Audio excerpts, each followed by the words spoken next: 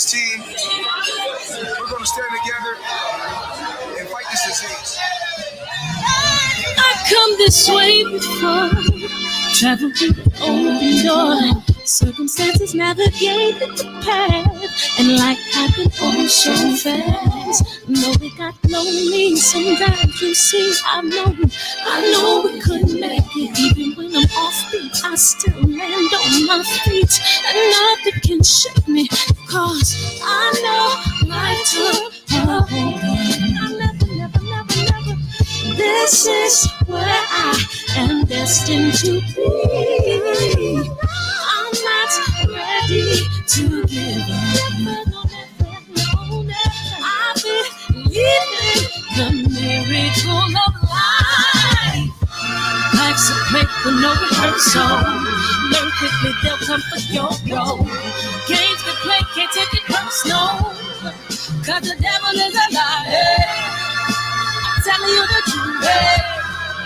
It's only what you do. Some things you gotta do. It's fight for millions. Take a second, see the blessing in it. But much expected, much is given. When I made the living, now I'm giving back to children. Never let the power come first before your happiness. Yes. Now you said you were supposed to fight another song. Mix a little sweat with your persistence. You know that the best things are never instant.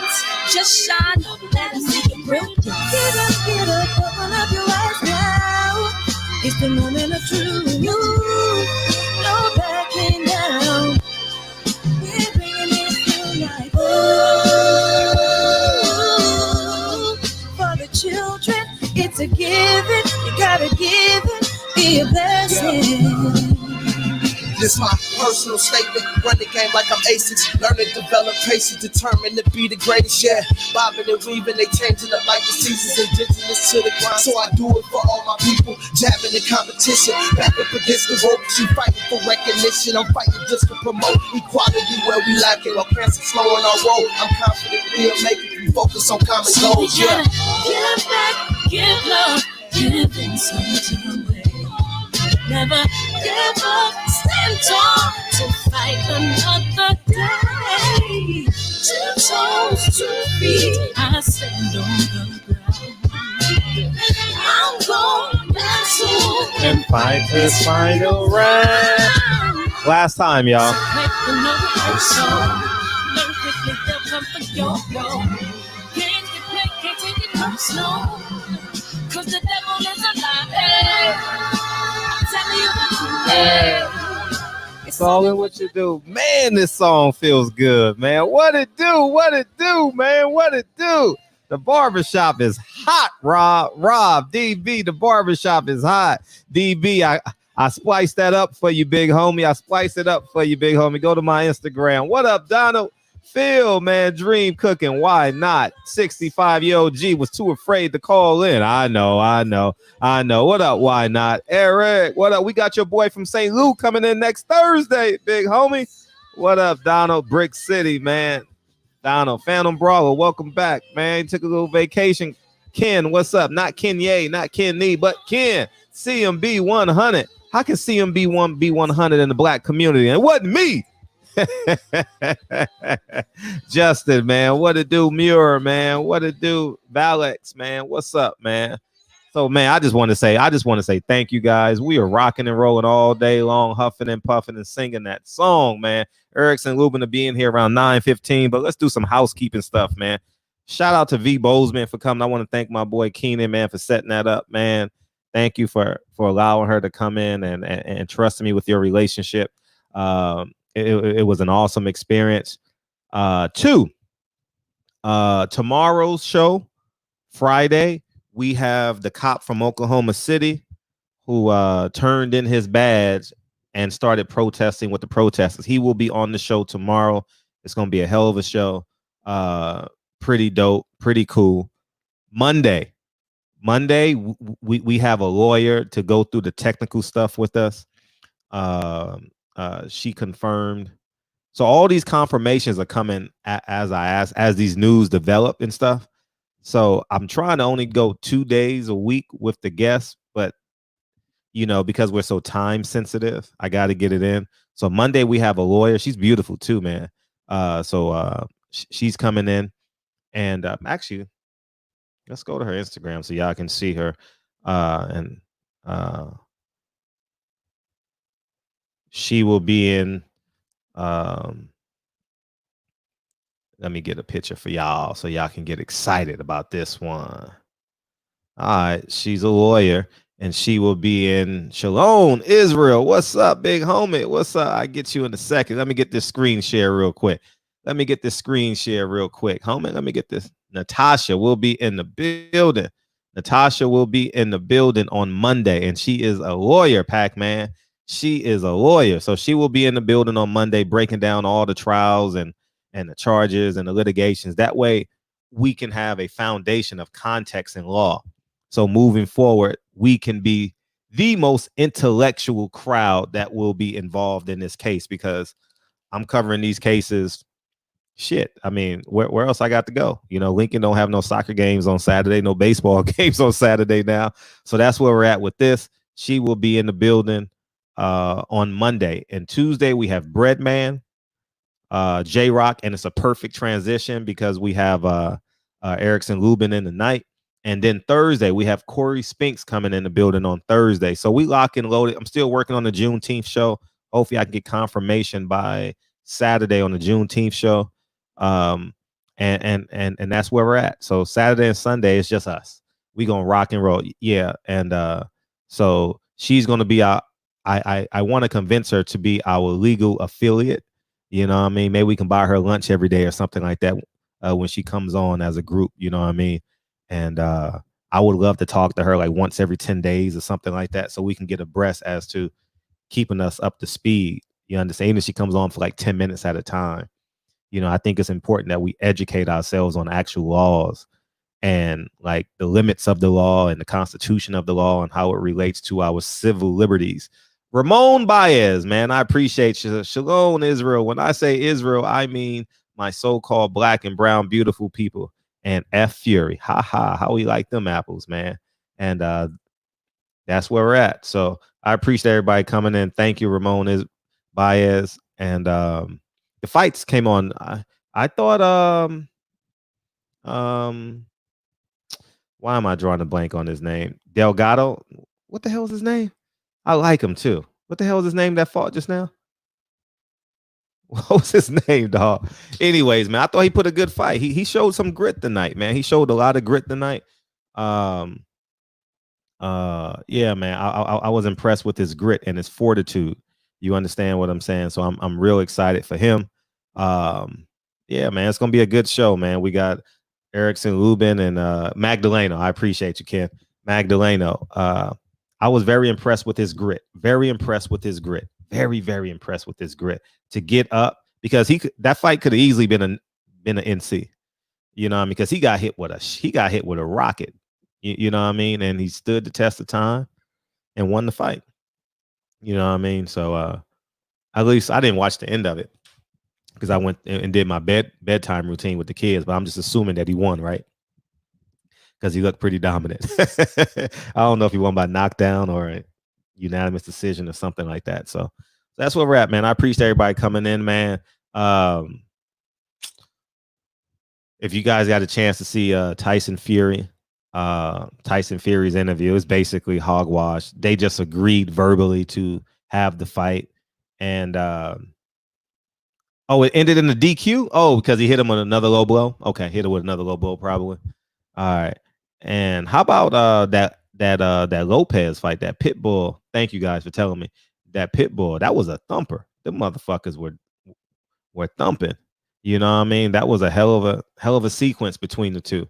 So yeah, man, we got a good time coming in today, man. And I appreciate again as you guys coming in, man. You guys make the show, dog. You guys genuinely make the show, man. We got people wanting to come on the show. Dog, I'm being honest. We got motherfuckers wanting to come on the show, and that's pretty dope. You know what I mean? That's a blessing to y'all. Y'all make the show, because I can do these interviews on private and shit and do the interviews and interview the same people. But I'll be honest, y'all are like my inspiration every fucking night, because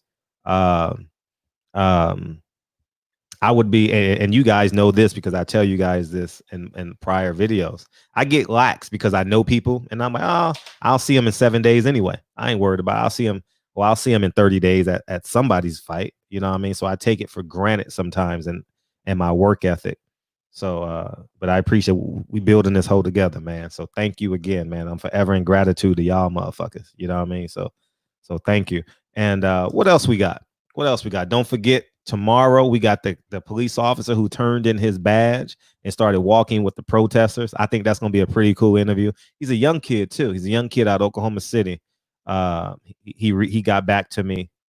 You can try to interview AJ. Yeah, why not? Why not?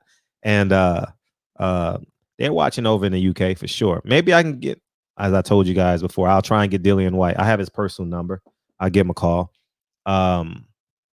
What else? Don't forget, tomorrow is gonna be a hell of a show, and it's something that we all want to see and something that we wanted. And he just had a child, and he lost his job. So what we gonna do is, he doesn't know this yet. We gonna surprise him, man.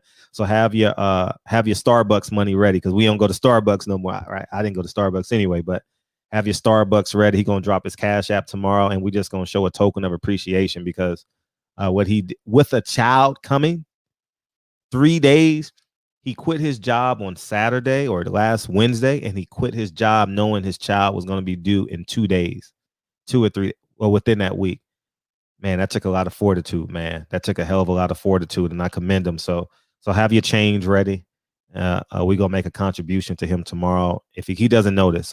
So when he comes on, and then Saturday and Sunday, man. You know, stripper poles, man. We on a stripper pole Saturday and Sunday, man. You know what I mean? We can have fun, talk shit and swallow spit all night long. So that's what we on Saturday and Sunday. And then Monday we come back with the law. You know what I mean? Natasha coming back with the law. And she's coming in Monday at 9 p.m. And then Tuesday, Breadman, and Thursday, Corey Spinks. And he's the last undisputed, right? Corey Spinks is the last undisputed, I think, in that weight class. So that's where we're at, man. Terrence, what's up, man? I appreciate you, big homie, Mr. Bailey. Thank you, brother. Thank you, man. Thank you, man. Stripper poles and chip, yeah, I like all that. I like all that, man. I'm a man. I like all that shit. That's the one thing you'll never take from me is my masculinity, man. Don't ever let a woman take your masculinity away. If you a man, talk like a man, act like a man, be a man. You know what I mean? Obviously respect the woman or the women's that you have, you know what I mean? But yeah, man, don't ever let them strip you of your masculinity. You spend too much money at Starbucks. Yeah. I got your email. Why not too? Yeah, we're gonna have him on. What I would really love to do is have him on with a police officer or something like that. So they can just have the conversation and get two viewpoints. You know what I mean? I was trying to get this white police officer to come on. But I think he watched the show and he's like, nah, this too heavy for me. so I don't think he's coming on. But we'll move on. We'll move on regardless. So I want to build the show around him being an expert gunman. You know what I mean? I think that'd be pretty cool. And get a lot of, because I know very little about it besides going to the gun range and, you know what I mean, doing that. You know what I mean? And the ABCs that I learned on YouTube and I took it to the gun range. That's about it. So it'll be pretty cool to get a lot of experience from him. You know what I mean? And I was actually watching the videos today teaching Lincoln. I said, Lincoln, we gonna go to the gun range. He's like, yeah, I want to go, Daddy. So that'll be pretty cool and in time. Yeah, man. But you know what I want to do? And instead of boycotting, how about we find places to spend our money? You know what I mean? I think in a sense, we spend too much money on the other side. You know what I mean? We spend too much money on the other side boycotting in this, and find a balance, find a balance in your personal life. Move forward with it. You know what I mean? There's plenty of Latino and Asian and Black coffee places that we can go to and support. And, you know what I mean? There's plenty. So we have tons of options. You know what I mean? So we'll go from there. And so that'll be pretty cool, man. We'll go from there. You know, I mean, Triple OG in the building, man. He was afraid to call in last night. Pastor Usher Deacon 305 called in right when the show ended. Cut it out. I'm surprised Jay Cooley didn't call in. He must have been off last night, Jay. The past couple of nights, you might have been off, man, because we ain't heard from you. You know what I mean? Tap in, nigga. Tap in with your boy. So, yeah, man. What else we got going on in boxing, man? Oh, LeBron James is starting an initiative More Than a Vote, and that's gonna be pretty cool, man. LeBron James is out here grinding, dog. LeBron James is gonna go down in history as one of the best to do it in terms of doing both at the apex of your career, doing both a school, More Than a Vote, movies, documentaries, raising a son who's gonna be an NBA player, keeping your family together no matter how you do it. You know, I mean, I don't know. I'm not in his house, but he still got his family together, 3 kids. Sheesh. He gonna go down as one of the best, man. He gonna go down as one of the best to ever do it. You know, and he's educating himself. He's learning. You know, it's a beautiful thing. I just saw Steven Jackson, Bun B, and Kendrick Perkins on Don Lemon's show right now. So yeah, man. So we got to find a way to keep on supporting each other, man. You know, I mean, it's very, very important. I got to hold myself more accountable for sure. You know what I mean? Because it's easy to take the easy way out. You know what I mean? I'll just go to Target and get everything. You know what I mean? I'll just go to and get everything as opposed to, you know, itemizing it out. You know what I mean? Fury Gangsters held. I bet they did. I bet they did. And we ain't heard nothing from Sugar Hill. We ain't heard nothing from that man. You know what I mean? So I don't know. I don't know what he on. You know what I mean? So yeah, we'll open up the phone lines till Erickson and Lubin come in. Let me open up the phone line. He'll be in any minute. Till then, why not? They saying Pac-Man versus Bud is close. I don't believe it, Ramon. I don't believe it. How he gonna make that fight? And he had him. You know what I mean? The phone lines are open, so feel free to call in. You guys want to call in the meantime, in between time, and Erickson will be in any second. Yeah, I don't believe it at all. I don't know. And that fight can't happen until they're able to put fans in. You know what I mean? So I don't know what they're gonna do. They're gonna have that at a football stadium, so they can do the social distancing. So, he was on the Boxing Voice? When? When was Sugar on the Boxing Voice? And did he talk about it at all? I don't even know that. I didn't even know that. So I haven't been watching the Boxing Voice. You know what I mean? I really haven't in the past couple of weeks. I listened to him for about 3 minutes today. And then the fights came on, and I just watched the fights. And then I listened to Reggie Owens. Just when I said he knocked him out. Isn't that what Reggie Owens said? Hey, I couldn't donate to your channel, man. I fucking cried when you said, as soon as I said he knocks him out. That shit was funny. Hey, Reg, that shit was funny, man. I ain't gonna lie. That shit was funny. You know what I mean? hey, your dog and shit. Yeah, I was listening. I was watching you, Reg. I had them on me. I don't even know what they said. So that's what it was, man. Emmanuel Stewart. Yes, Emmanuel Stewart nephew. I don't know what the. Oh, you guys want the beam in too? All right, cool. Here's the beam in. If you guys want to beam in the meantime, in between time, you guys are more than welcome to.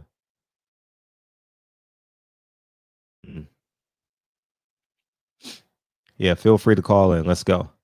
Hey, V Bolden was cool as hell, wasn't she? I enjoyed that interview, man. She was a lot of fun, dog. She was a lot of fun. She just rolled with everything. I'm surprised Asia Math didn't call in and talk about his daughter and her publishing company and stuff like that, man, and maybe get a quote from her to inspire your daughter, man. You know. Oh, yesterday was Jamie's birthday too. The number's on the screen. Tuesday was we forgot to call Jamie. Oh man. D Bevel, Bud gonna Sun Man, easy work. They ain't gonna fight. The infamous Bevel family is in the building. Eric, everybody's in the building. Oh man, we only got you on volume, Erickson. You gotta hit he's in the building, but okay, let's see. Oh, okay, gotcha. Erickson, you hear me? Can you hear me? Erickson, can you hear me? Yep. Oh, this ain't him. Oh, it's got me. Let's ban this nigga.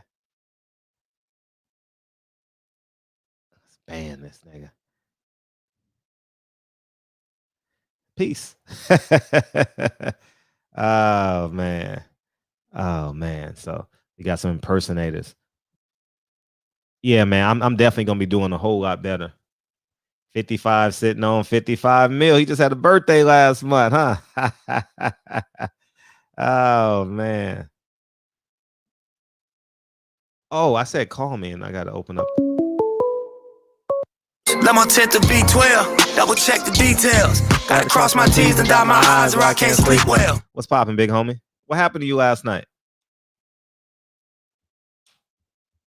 Ant,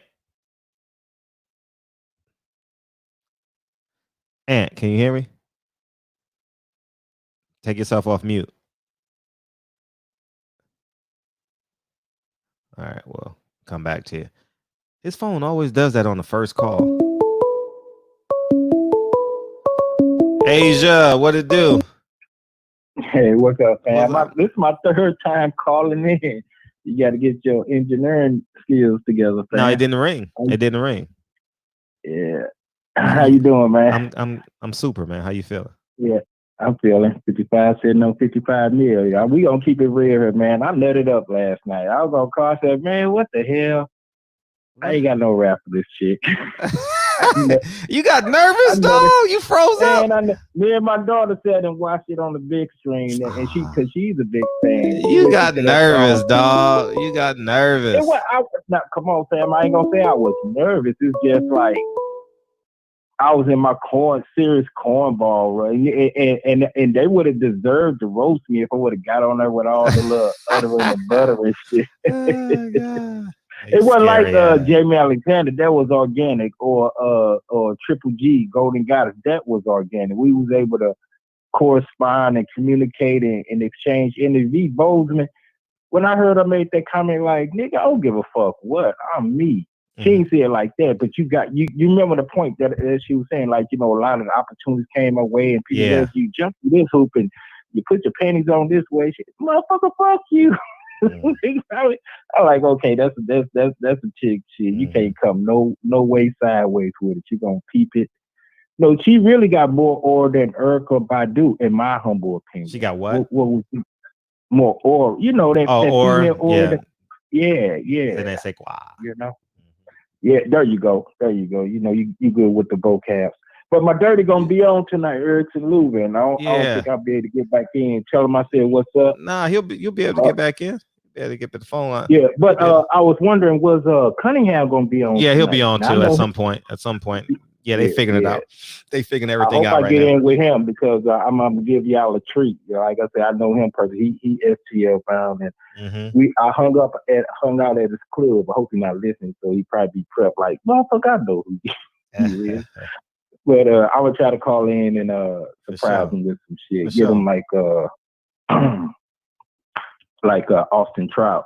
Okay, Austin Trout was fun. He been through St. Louis and like, you know, he was on that stunt like, no, I don't fuck with St. Louis. Yes, you do. Dirty, your dad heard me. Your dad went to the same college together. What the fuck? But yeah, Cunningham, he got good ties here. You know, we got some photos together. Oh, that's fly. That's fly. Yeah, when he was still training Corey Spinks. Corey. Matter of fact, when Corey got his title back, they did the interview down at Channel 5 downtown. That's where we all met up. Oh, okay. That's what's up. Yeah, sometime in 05. But let me free up the line. But yeah, I met it up last night. We just sat back and watched it. Man, and, you know, whole ass nigga. Oh ass. But okay. But I bet you nobody else ain't gonna get on and be real. Because how many other cats called in? Nobody. Exactly. And I told all y'all, I knew it was gonna happen. I'm not bringing nines and dimes on no more, man. Y'all don't deserve it, Devin Alexander. Y'all don't deserve it. Y'all act so tough and shit. So tough. I'm this, I'm that. Like a beautiful woman come on and man, y'all motherfuckers freeze up. Man, what the average cat was gonna tell? What can you ain't finna mac on her like you that. ain't got to Mac, have a conversation. You know what I mean? Peel the layers off. You know what I mean? She might invite you to dinner. She might call you interesting. Shit. Yeah, I mean, shit. Well, like I say, I nut it up. You know, I ain't. You know, I was about to dial and said, "Fuck no." Just watch this. And look what she wore. You know, that's her. That's her juice. That's her sauce. Right. That's her sauce. Right. She was dripping heavy. I was like, nah. Yeah, she bad. My lane. Yeah, she a beautiful woman. When she came on the screen, I was like, she beautiful. She gorgeous. You know what I mean? Mm-hmm. But you know, she's been gorgeous, like you say, since Empire first started. Yeah. She's beautiful lady. Yeah. You know what I'm saying? Yeah. Natural. That's the really sensual, and she ain't got to put on no clown makeup. And I'm not dissing these chicks early. No, there's niggas go hating. No, she ain't got to do that. She wake up and damn 10. Just wipe the cuss off her eye 10. She wake up at a 9.5, wipe the cross off 10. Facts. Big facts. Yeah, she a bad one. Let me press the line, and I will try to get back in when Cunningham call it beam in. All right, they'll be on. All right, for sure. All right, salute to the chat. Thanks everybody. Shout out. Peace. Man, y'all niggas better not. Man, I don't even turn down my collar, nigga. Shit. Man. I don't even. Lemon tint to V12, double check the details. Gotta cross my T's and dot my I's. No, I can't sleep well. What's up, big homie? Man, what's good with it, Fred? Can you hear me? Very well. Okay, cool. I was making sure because my phone was tripping early.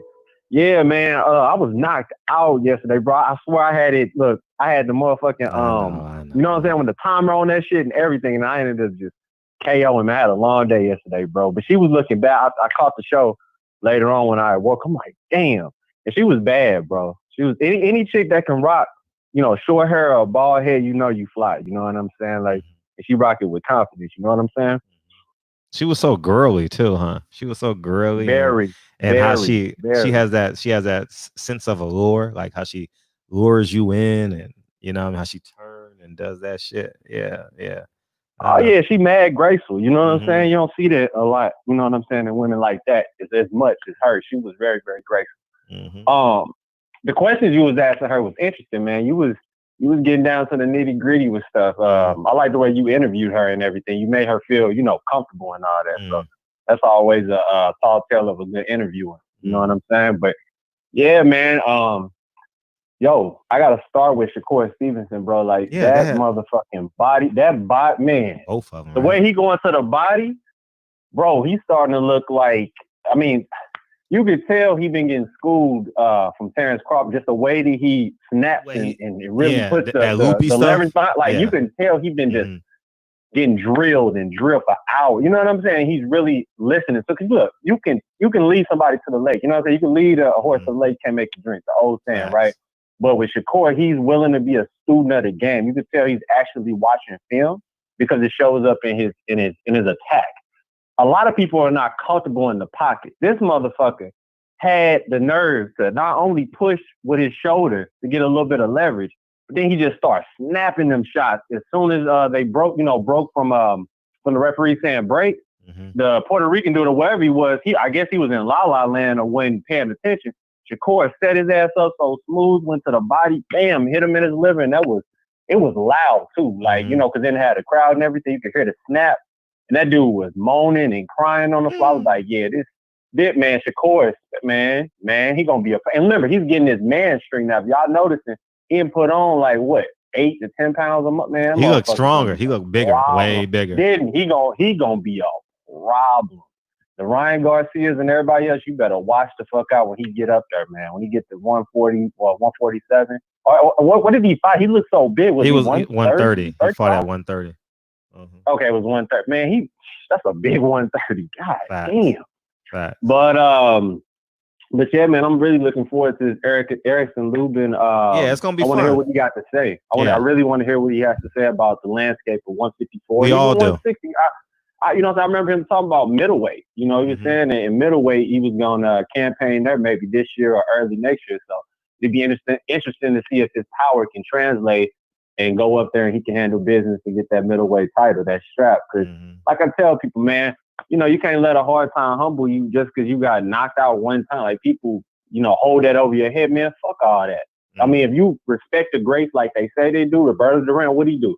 Got knocked the fuck out. Tommy Hearns, what he do? He got knocked, but he was knocking people out up until that point. And he got knocked out by an actual great, all-time legend in Marvelous Marvin Hagler. So I just feel like people need to get off that, Fred. So, like, what do you have to say about that whole thing about, you took one knockout loss of your whole career? So do you think that's just some dudes that wish they could have the confidence to get in there? Or do you think that's just come from somebody's hate for that fighter? I don't judge a fighter off of one fight, and it's his whole career. You know what I mean? If you don't come back after a loss, you never really was a fighter. You were the front runner. You know what I mean? At the core of being a fighter, that's when you show who you are. You know what I mean? We're going to see it in Wilder when he comes back. We've been seeing it in Lubin. Lubin has put on some hell of a performances. You know what I mean? He has looked extremely good, and believe it or not, I mean, there's some similarities between Shakur and Erickson Lubin. You know what I mean? How he detonates his target and is very accurate and, fights on his toes and, kind of bouncy in there. You know what I mean? There's some similarities between the two. Obviously, they both left-handed, but Erickson Lubin has done a hell of a job since being stopped in the first round by Charlo. You know what I mean? And I'll be very interested to see all them niggas at 154 fight. I'm telling all of them. I want to see all them niggas fight at 154, and they better go get that money before it's too late, before that shit run out. You know what I mean? Because take into account 154 was looking at a pay-per-view fight with Hurd, Charlo, shit gone. 154 pay-per-view. J-Rock and Charlo gone. You understand? Like, you better go get that money. And I think that division can literally dominate boxing if they do it right. If they say, you know what, we just gonna fight the best. Al Heyman put the money up, and say, I want to do a tournament, or I want you guys to fight each other. It makes perfect sense to me. Yeah, man. Last but not least, before I head up out of here, man, when it comes to Deontay Wilder, when is he getting on? Do you have it like a set schedule, or do he just have so much going on with, his own schedule that's going to be hard to fill him in for the appointment for whenever you, have him on the show? Is it going to say that again, please? Oh, whenever you have him on the show, like when was the next time you actually had Deontay Wilder? Because I know when he get on, it's going to be a special show with him. I spoke to him. I spoke to him. His piece. I spoke to him last Friday and Saturday. I spoke to him 2 days in a row, and I ain't worried about talking to D. When D start talking, he's coming on the show. All right, you ain't even got to ask me. It's a guarantee. He's coming on the show.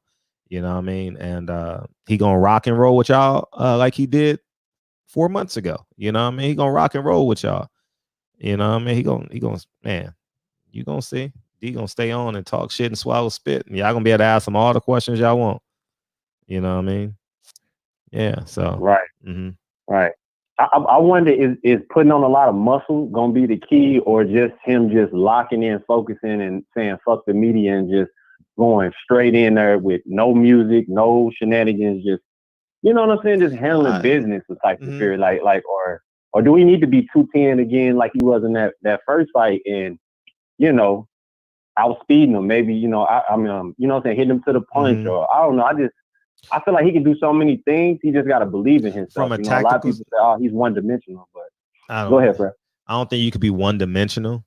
I think one dimension not supersedes, but overrides all the other stuff that he does. I think Wilder gotta be. Trying to think of the guy's name, man. He kind of retired him. He beat him a second time in the first round. What's his name? Berman Stavern. Yeah, the first fight. Yeah, the first fight. If he can be Bermain Stavern, there's nothing Tyson Fury can do. And shout out to Kendall Gill too. Kendall Gill has sent me some great stuff as it relates to like Fury and stuff like that. He and I have been having dialogue, and like Wilder did some great things in there, man, in the first fight. And the second fight, he said he wasn't himself, and when he starts talking, he'll reveal all of that stuff. I have honestly, I have no qualms. You know how you have concerns and shit about rematches and trilogies? I really don't have that. You know, I really don't, sincerely don't have because I don't think you can go from, I've never seen a fighter do what Fury did. So I know there's some smoke in the city. You know, how do you go from boxing for 30 years? How old is Fury? 31 years? 31 years. And then you wake up with this. It doesn't add up to me just from a common sense perspective, you know, but Deontay Wilder is gonna be all right. You know what I mean? Wilder's gonna be all right, you know, and I'm gonna be there. And hopefully y'all will be there, and we're gonna have a party that Saturday morning at somebody's restaurant, somebody's barbershop, and we're gonna rock out and we're gonna have a great time, you know what I mean? And we're gonna celebrate. And after the fight, I'll make sure everybody in the barbershop meets Deontay Wilder. Simply put, I promise you that. You know what I mean? Whether it's in a group setting or one by one, you know what I mean? I'll make sure y'all meet him, and that's gonna be the real. Big facts. And hey, Drew Titan, shout out to you, man. Shout out to you, man. What you said, the key would be Fury being kept clean on all angles. I agree with you, brother. I agree with you. But I'm gonna head out, Fred. Appreciate the time. Oh, appreciate you. I didn't even see what Drew Titan said. He said fight. The key to beating Fury is kept clean on all angles. Yep. Yeah, even in the ring, right? So yeah, man, it's yeah, man, we're gonna get this one, dog. I'm excited about that. Yeah, Wilder run the first 2 rounds. Yeah. I don't have no concerns. Like, Wilder hit him with a rocket in the first round, and Wilder didn't follow up on it. You know what I mean? If he would have followed up on that rocket he landed in the first round, maybe they don't even get to the second or whatever round that was, you know? You know what I mean? Yeah. Yeah, the antibody is kind of popular right now with that female boxer coming on. Yeah. Yeah, I have no doubt he had it, man. The nigga was in the hospital for 24 hours. You know what I mean? That was public information. You know what I mean? Okay, let's figure this out. 1 second. Let me take this call real quick. 1 second. Let me take this call. We live. What's up? Oh. Okay, let me play this music real quick. That's them calling in. Give me a second, guys. Great job. Yay. Oh my God.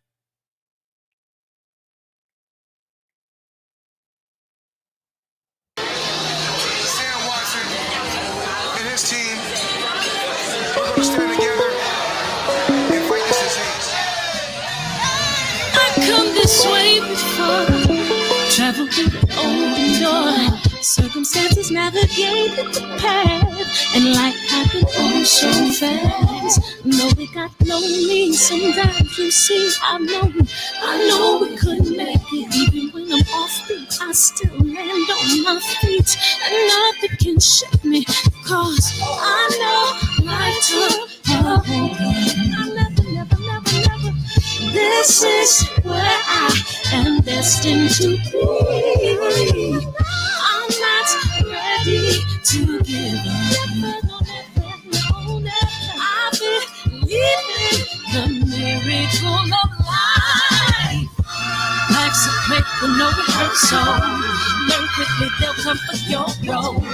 Games we play, can't take it personal, cause the devil is a liar. I'm telling you the truth. It's all in what you do. Some things you gotta do. It's fight for millions. Take a second, see the blessing in it. But much expected, much is given. When I made the living, now I'm giving back to children. Never let the power come first before your happiness. Yes, you can be the best. Mix a little sweat with your persistence. You know that the best things are never instant. Just shine on that and see it brilliant. Get up, open up your eyes now. It's the moment of truth. No backing down. We're bringing it through like for the children. It's a given. You gotta give it. Be a blessing.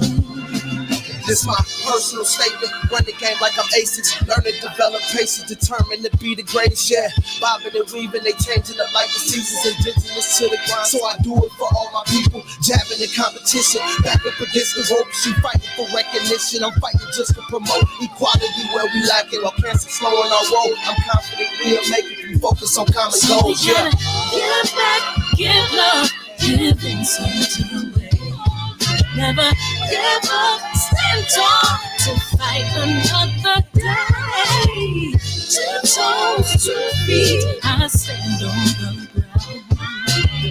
I'm going back soon and fight this final round. Life's a quick and no rehearsal.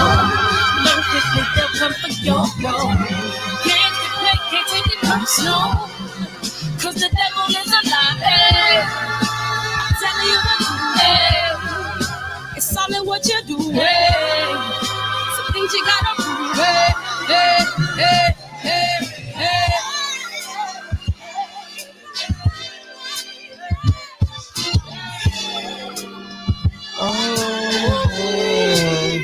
All right, without further ado, man, we're gonna do the phone call, man. Erickson, you there?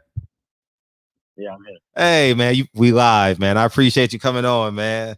I know it's midnight over there, man. You could be anywhere in the world, but you chose to be with us tonight. We appreciate you, dog. No problem, man. Oh, man. So so what is this called? Pre-camp? This is the lifestyle. Oh, okay. I respect that. Lifestyle. And how's the lifestyle been treating you with Coach Kev? Good, man. We putting in work. Yeah, let's go ahead. Yeah, I feel sharp. Every fight I get better, as you can see. Yeah, you've actually gotten a lot better. And let's jump into that. Talk about how have you progressed since the Charlo fight?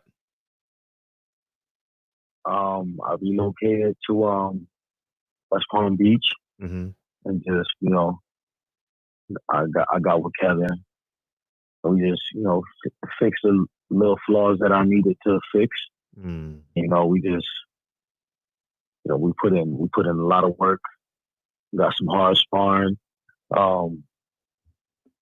We faced some quality opponents like Ishe Smith, Gallimore, even fought the dude from overseas. We impressed every time. So right now we just want to we number one. We pretty much number one in the WBC. Pretty much the mandatory soon. Ready to fight for the mandatory spot. So any of them guys that want to step up, we can make it happen. And who would you want?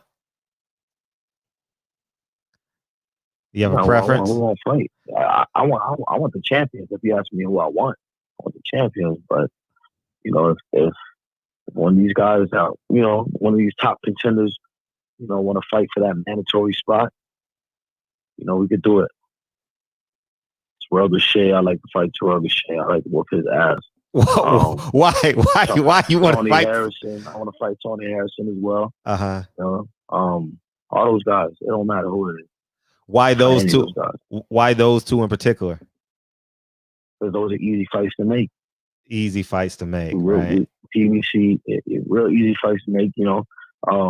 Tony Harrison, he's ranked high in WBC. I'm number one in the WBC. He won his shot back at Charlo. I want my shot back at Charlo. So it makes sense that we fight, when it gets that spot. It's that shot again. And he's had some choice words for you, man. I got the clip, man. I want you to hear it. Somebody that's just a J-Rock or somebody that it's not. Like these fighters don't even get me hard no more. Like these fighters, like some of these fighters won't even get me up to even Like mentally to even go as hard as I know I'm supposed to go. Lock in as much as I'm supposed to lock in. Some of these fighters won't do it for me. Erickson Lubin just wouldn't do it for me right now. Okay. Or somebody that's just J-Rock or somebody that it's not. I like these fighters don't even get me hard no more. Like these fighters, like some of these fighters won't even get me up to even like mentally to even go as hard as I know I'm supposed to go. Lock in as much as I'm supposed to lock in. Some of these fighters won't do it for me. Erickson Lubin just wouldn't do it for me right now. How do you respond to Tony Harrison saying you don't get him hard, you won't bring the best out of him? Man, that's crazy. That's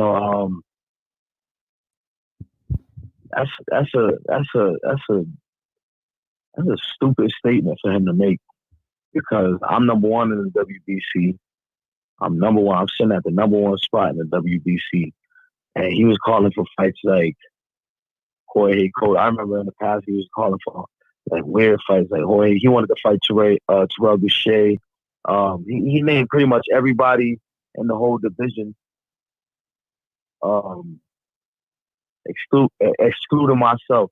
So that goes to tell you I just don't think he want to fight me, like in particular. Maybe that sparring match we had a few years back, haunted him or something. And I don't know. I mean, you can't leave us with that carrot right there. What happened to sparring, Erickson? He walked in the gym asking for work. I was young though. I was real young. I was like 18 years old. He was looking for work. I guess he was chilling over here in Miami or something. Mm-hmm. And then, I put pause on him. That's it. It was just sparring though, it's just sparring. And so you're implying I don't want to take too much credit for that. It's just sparring. I don't want to take too much credit for that. But so why do you think put hands on him? so why do you think like you're the last person that they mention, if they mention you at all? Is it because they probably look at me? You know what? I feel like they look at me like high risk, low reward, maybe. Mm-hmm. They looking to fight for titles. Like they looking to go. He just got his ass knocked out by Charlo. He won that first fight. It was controversial. So he looking to go right back into the Charlo fight and get one of those paydays again. He want to get a good payday. If he loses that, he'll probably be all right with him. Yeah, I'm not that type of fighter. I want to beat every single person that they think is good. I want to beat everybody. Like I want to fight the best and beat the best. Is there anyone at 54 where it's personal for you because of past history, or you just don't like them, or? Nah, I don't really like Terrell Boucher, of course. I don't really like Charlo. Mm-hmm. And it's not just because he knocked me out. I'm not even saying that just because of that. I just don't like him. You feel me? Like we exchanged some words even after the fight, before the fight, and I just feel like there's a little bit of bad blood. So I got a chip on my shoulder with him. Have you now you're ranked number 1 by the WBC? So have you spoke to the WBC, and what are the requirements to get that title shot? Do you have to go through somebody in the top 10? I gotta fight. Yeah, I gotta fight for the mandatory spot. So that's why I said I like to fight any one of these top dudes. Like, anyone ranked high in the WBC, we can make it happen. And, Tony Harrison makes sense. And so does Terrell Boucher. Now, with you being ranked number 1, would you be opposed to or like a tournament? Because all y'all seem, it seems like all y'all are pretty close to great fighters. I'm not sure about that. I'm not sure about that. You would rather, obviously, because you're the number 1 mandatory, you would obviously want that, right? Yeah.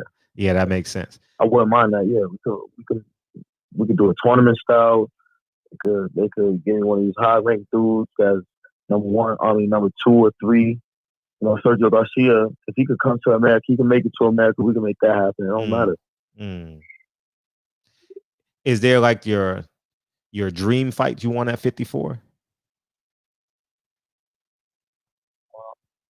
I want my rematch. I just want my you rematch. Want your rematch, huh? Yeah, I want my rematch with Charlo.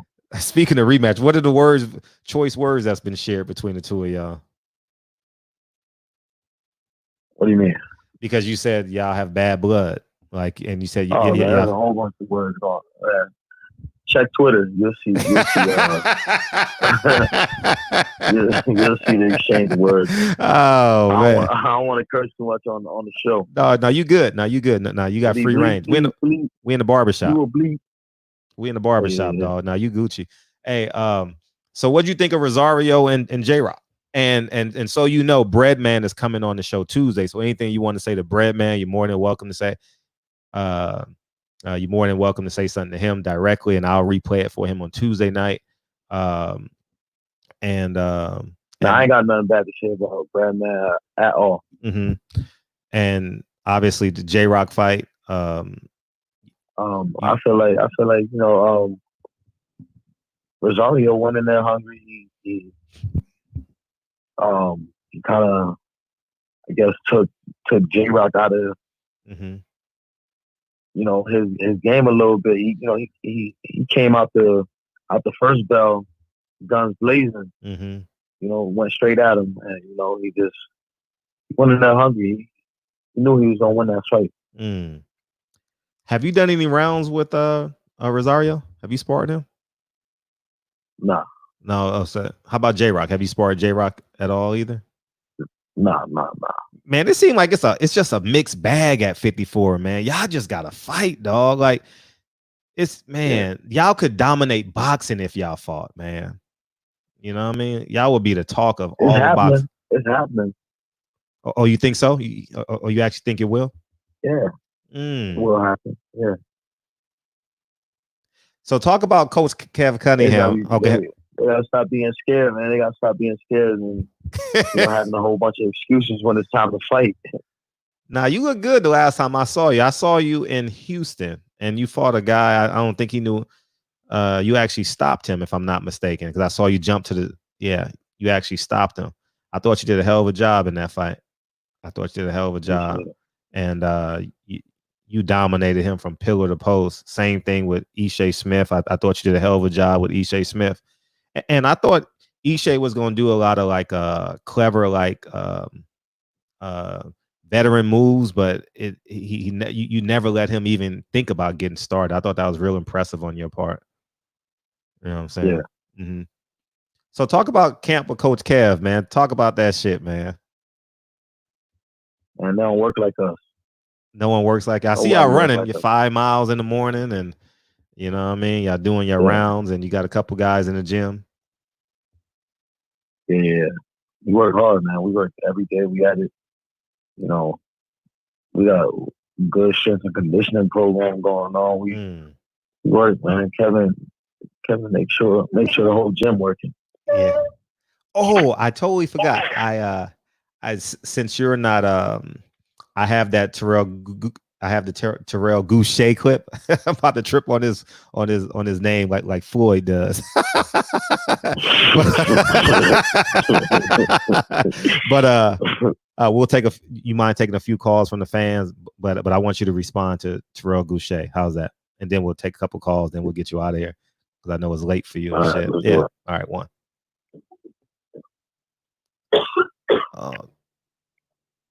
Oh, I can't play it during the call. I got to download it to my because I forgot you took the phone call. So we'll take some phone calls while I do. So feel free to call in. Let me do this real quick. Yeah, they're really excited to hear from you, man. Yeah, you got a big post, man. I got like 10 DMs on you today, man.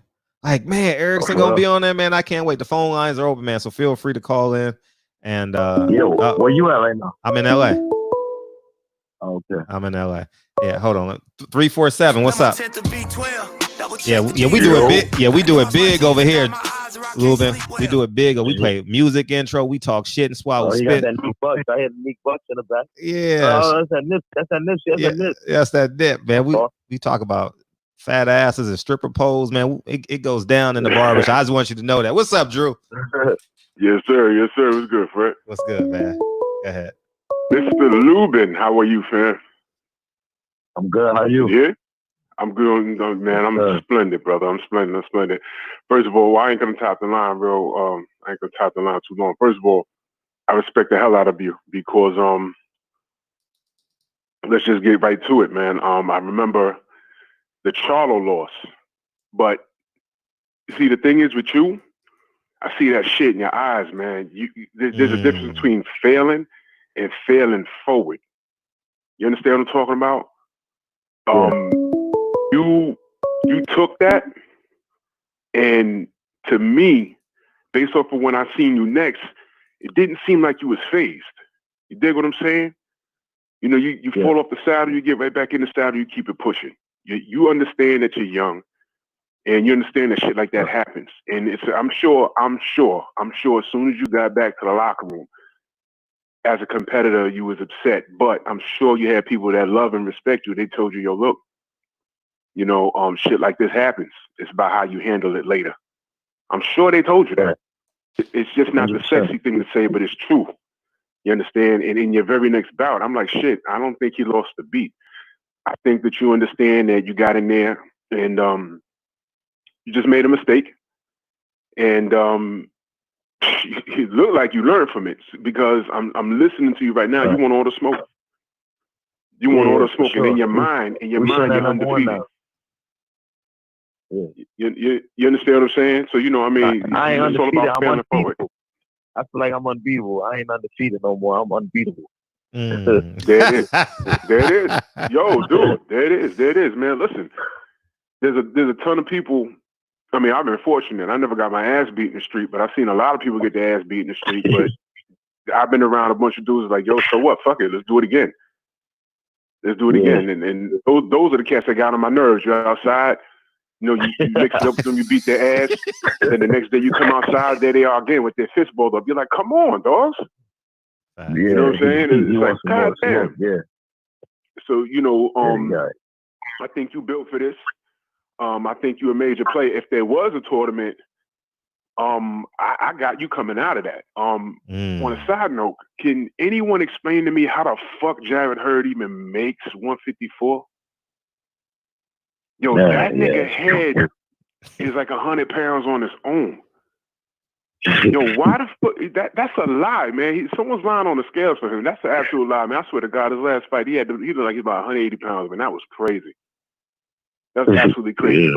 But real quick, can I shout you out forever? I'm a fan of you. I'll be a fan of yours forever, man. What did it feel like putting those scores on Ishe Smith? Did that feel good? It just felt like, you know, I needed to come back, man. I was on a comeback spree, you know, trying to make some more noise, and I knew nobody stopped him. I was like, man, I stopped him, then, you know, it's lit. Well, you know, get my name back buzzing, you know, like that. Well, brother, I appreciate that shit because I'm not sure if you even know what's going on with that nigga, but I appreciate that shit forever. I watch that shit on loop because he's a piece of shit. He's a piece of shit. He's a piece of shit. He's a buck dancing, big lip, coon ass motherfucker. And I can't wait to see him face to face, and I want to see if he has that same energy. You know, he's a coon, and we live off of you dropping his ass and crawling. I mean, those still shots are fucking hilarious. Fucking coon ass nigga with a unibrow. The motherfucker said, black people, all of us, are always, and I repeat, all black people look to take credit away from white fighters. That's what the man said. That's exactly what he said. Yeah. So ever since he said that, we watched the Lubin ass whooping on loop. Cause he a bitch ass nigga. He's a half a bitch, faggot ass. He's a half a bitch, full homo, faggot ass nigga. So props to you. props to you for putting them paws on him. So, yo, fam, you and me, Luck, you could easily come out on top of that division, man. Stay busy, you know what I mean? And yo, we fucks with you, man. We fucks with you, man. You know what I'm saying? And yo, just keep your head high, man. We watching you, family. Thank you, man. I appreciate you. No problem. Appreciate man. Yo, Fred, I'm out. LDBC strong, yo. Later. Appreciate you. Appreciate it. So we in the barbershop, Lubin, man. So you can hang your head, man. You can even have a girl on the side of you, 2 of them, man. You can still make the phone call. You know what I mean, big homie? Hey, talk about some of the things boxing has done for you in terms of your personal life. Shit, a whole bunch, man. Help me take care of my family. Take care of my family. Shit. More people know me, you know. I get more. You know, boxing kept me out the streets when I was young, like that. You know, I'm not the type of kid that was, you know, deep in the streets or anything. You know, I was in a boxing gym my whole life, so it definitely kept me on track, kept me disciplined to get where I'm at, you know, today. And taking his moolah. You were signed to kicking ass and taking names. Facts. You were signed to Mike in the beginning of your career, right? Or you were signed to Mike Tyson. Now he's making a comeback now, right? He's making a comeback now. What do you think of Mike Tyson's comeback? Yeah, he can still knock something out. Really? Yeah, I get him the right. Man, you ain't seen the videos? Man, but that's not even a half a round. Ooh, that's not even a half. 15 seconds, but that's all he needs. He don't need the whole round. He needs that little clip. That little clip he posted. That's the only amount of punches he needs. Man, can't fool me. That nigga 53 years old. Lil. He ain't fooling me, dog. But I'm gonna watch it though. I'm gonna watch it. Right, so you go in there with him? Shit, hell nah. He's a trained fighter. I need a motherfucking bar stool or something like that. Nah, I ain't going there with no professional. They should put him in there with a cab driver. That'll be. But he lost to Kevin McBride though. His last fight, if I'm not mistaken. I think that was his last fight in DC. You know what I mean? But they need to put him in there with somebody that he can beat because Rob Stalker. That's fucked up, dog. That's fucked up. Why does Rob Stalker get the butt of all them jokes? Nah, I just be seeing mad comments like that, like on Instagram and stuff. They be like Rob Stalker. They like who should Deontay Wilder fight next? They're like Rob Stalker. That's like the joke of all jokes, man. You know what I mean? Hey, you know in Rod Stalker's last fight, he had a wall on his shorts supporting Donald Trump. Oh, and yeah, shit. yeah. I saw that shit. Isn't that crazy? Yeah. Yeah, man. What was your toughest fight, by the way? What was your toughest fight? I say my toughest fight.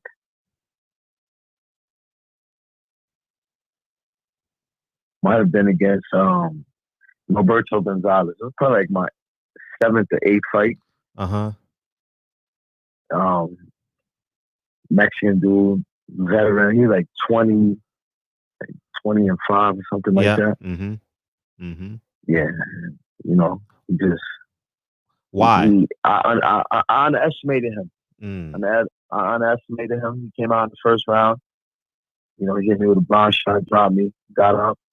You know, I got on my P's and Q's, boxed him up, and then in the 4th round, I broke his jaw and everything. Wow. So, you know, it's just like, you know, after getting, while I was with Mike Tyson, but after getting dropped, you know, you just feel like, you know, you're a little bit anxious and eager to, you know, get your shit back. But I ain't play it like that. I was just, you know, trying to play it smart, and then I ended up dropping him in the 4th round, and you know, I just beat him every round after the first round. And what was the fight easiest? You know what I mean? Easiest? What do you mean? Like my easiest fight? Yeah, like you went in like, oh shit, and then you come to find out like, oh damn, I'm better than that. My debut. Shit, my debut was like 30 seconds. I walked in there, I hit him. I was like, oh, shit, down. Over. Yeah. Actually, it was my second fight. My second fight might have been my easiest. Against Luis Santiago. He was 4-0 too. Yeah, that was easy. What's some advantages being left-handed and or disadvantages being a southpaw? I feel like there's no disadvantage, but the advantage to me is that they don't see. There's a lot of shit they don't see coming at them. It's coming from a different stance, a different angle. They just don't see the shit, like especially the right hook. Yeah, that right hook, because it comes. Yeah, you're right. That right hook, it's hard to see it. We got another caller, man. Don't get mad if I don't call you back. Oh, that's V. We had V Bozeman in the. You know who V Bozeman is, Erickson? Nah, who's that? Oh man, somebody you would like. You know what I mean? She was in the barbershop last night, and I forgot to change the music out, so that was her song and shit, man. No, she a beautiful woman. Oh yeah, she was on Empire. You know what I mean? Beautiful woman. Yeah. So we got Asia Math in the building. What's up, Asia? Hey, what's up? It's an honor and a pleasure. What's up, King? Mr. Erickson, the Hammer. How you doing? I'm doing good, man. This is almost, I'm not gonna say a dream come true. I ain't fanning out, but I've been following you for a while. I feel you're one of the most athletic in the 154 division. You really amazed me in the Jorge Cota fight. I ain't never seen nobody that'll take a dip and come back up and take the cat out. Run us back through that. What was going through your mind when you did that? Was it just something organic or what? I mean, play by play. It's something I do it a lot in sparring. I did it in a few fights previous before the Jorge Cota fight, but it's just that one stands out because I did it and then I end up knocking him out because I usually throw him off a little bit. Or sometimes I'll be in a clinch and they'll be, we'll be on the inside they be trying to bang with me on the inside. I just do a little bit, get out of there. It's just like a little move that the Dominicans and the Cubans, over here in Miami, I see a lot of them do sparring and stuff like that. So, they like Joan Guzman, the veteran. Joan Guzman and Leslie, the Dominican dude. Yeah. Yeah, he kind of taught me that. Yeah. I used to be in the gym with him back in the days. Yeah, very, very impressive. It shows you got a real good stamina and, like I said, a lot of good athleticism. You had the hiccup with the Charlo fight. No offense, not taking no credit away from Charlo. I think it was one of those ghost punches. You was dipping your head, at the wrong time, and he was throwing at the right time. I feel you really didn't get a chance to open up the fight. Definitely would have been more interesting once you, really would have got things going. Because you're a heavy hitter on both hands. I know you're a southpaw, but yeah, you let it loose on both. You deadly with both hands, So I think if the fight would have made it at least to the mid rounds, it would have been real interesting to see the turnout of that fight. But you're on your way back. You ain't skipped a beat. You've been looking just as impressive, So salute to you on that. One thing I would say by watching you, and no, I'm not, the trainer, the pro expert. Have you been working on your defense though? And I'm not saying this in light of the Charlo fight, because like I said, I think that was just one of those. Those hiccup things. I'm quite sure you would agree with that. Of course, defense is important. Defense is important, and that's something. After the Charlo fight, we started working on. Heavy. If you look at my fight with Gallimore, my last fight, my defense was on point that fight. I know he's a big puncher. He could punch. He could punch like any other of the top 54 pounders. Any of the champions, he could punch with him. He knocked out Rosario champion, but I had my defense on point for him. So that was your game plan going into that fight. Primary focusing on your defense. Hit and not get hit. Yeah, definitely. Because Terrell Boucher was going to be the opponent, Terrell Shea was the opponent, so we had to switch it up in like 2 weeks. And switch up the whole game plan, come up with a whole new game plan. It worked, of course. Well, you know, we wanted to stop Gallimore for real. Like that would have been a good statement, you know, if we'd have stopped him. But you know, we still, you know, beat him impressively. Okay.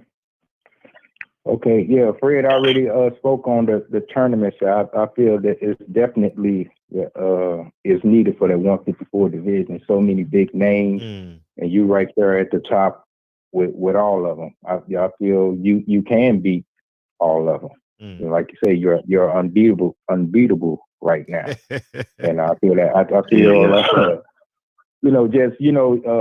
no homo. You and Jared Hurd, I got some big heads, so that's an easy target. So yeah, but that'll be a good matchup. You and Jared Hurd. What would you how you feel about that? We can make that happen. What do you mean how I feel about that? You know, I want to make that happen too. Let's make it happen. It can happen next. Everybody on deck. Everybody on board. Yeah, the Hammer said, "Hey, he ain't taking one over the other." Yeah, of course. I know you want that Charlo back. I think that's probably your primary number one. But anyone else, you just ready to like, hey, line them up and you'll knock them out. We want the belts. We want the belts. It don't matter. We want the belts. We want the belts, and we want to take over the division. That's what we got to go through. Yeah, we want the rematch with Charlo. We definitely want the rematch with Charlo, but the main focus is to take over the division. We're going to take over boxing.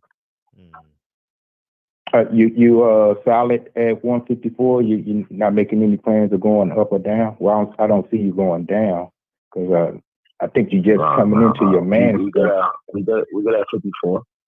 I'm comfortable at this weight. I moved up from 147. I used to fight 147 in the beginning of my career. So, you know, next is obviously 160. But we want to take over the division first at 154. Okay, let me free up the line because I know a lot of people going to be calling in. But can I get one favor from you, Mr. Hammer Lubin team? At your next fight, you shout us all out at your announcement. Fred and Barbershop Conversations. Barbershop Conversations. Can you do that for a fan? Or is that asking too much?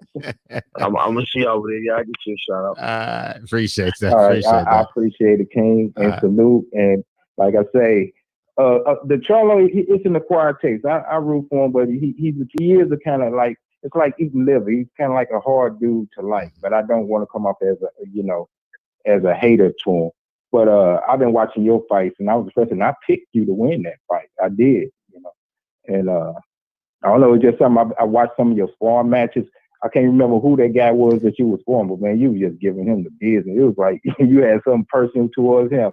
I think that was like 2015, 2016. Y'all had the big white gloves on. You just working to do. Oh, you think you remember it? Which one it was? The footage is on YouTube. Asia, let me get to the next call, man. Okay, my bad. Salute everybody. All right, nigga, hang up, nigga. Shit. Hey, shout out, man. Terrence Bailey said he a real fighter. He want all the smoke, and H Money wants all the smoke too. All you scared to death Negroes. What's popping, man? What's popping? Go ahead. Yo, what's up, Fred? How you feeling? Feeling good, man. What's up? Man, not much. What's up, Erickson, Lubin, man? What's going on? I'm good, man. What's up? Man, I'm good, man. I'm happy to be talking to you. You considered to be the most talented fighter at 154 pounds.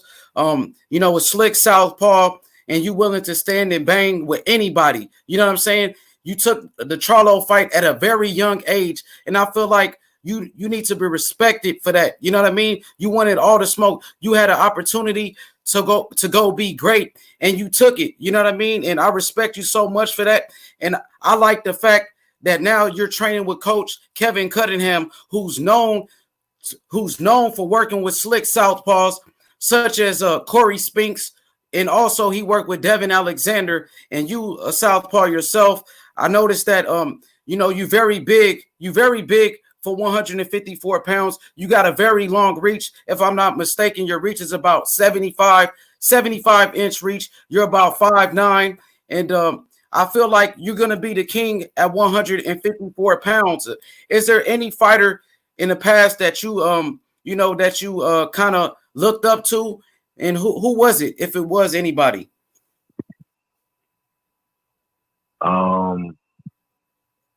Floyd Mayweather.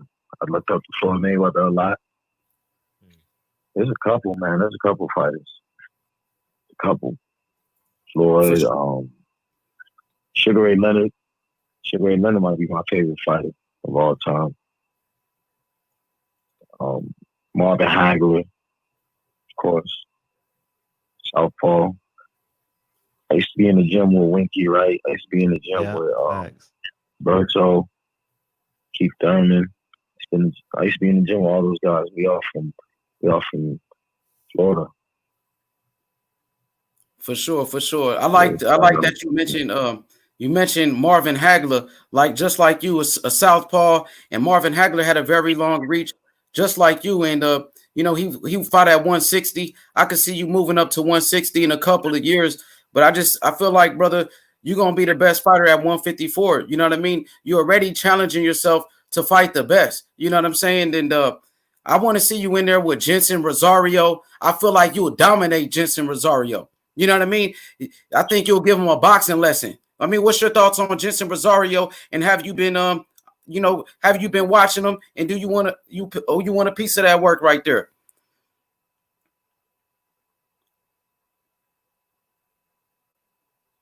You still there? He'll come back in a second. I guess he come. For sure. He'll call back. But yeah, man. Yeah, I mean, that 154-pound division is a pretty good division. You know what I mean? It's a pretty good division, man. And it'll be a hell of a tournament. Who comes out of that shit, man? That's a tough ass call, man. It totally depends upon matchups. You know what I mean? It totally depends upon matchups, man. It's man. Can we see it? And hopefully they can get paid handsomely. You know what I mean? Hopefully they can get paid handsomely. You know what I mean? So we'll see, man. It's probably his phone probably died or something. But if he wants to, he'll call back in. You know what I mean? But until then, I appreciate him for giving us that time. You know, so for sure. Yo, Fred, I think, man, Lubin could be the top dog at 154. Like he's fluid. He's fluid now. He's fluid and skilled and can slip and can counter. He got the skill set now. He got the skill set, and he punches with power. You know, it ain't no secret.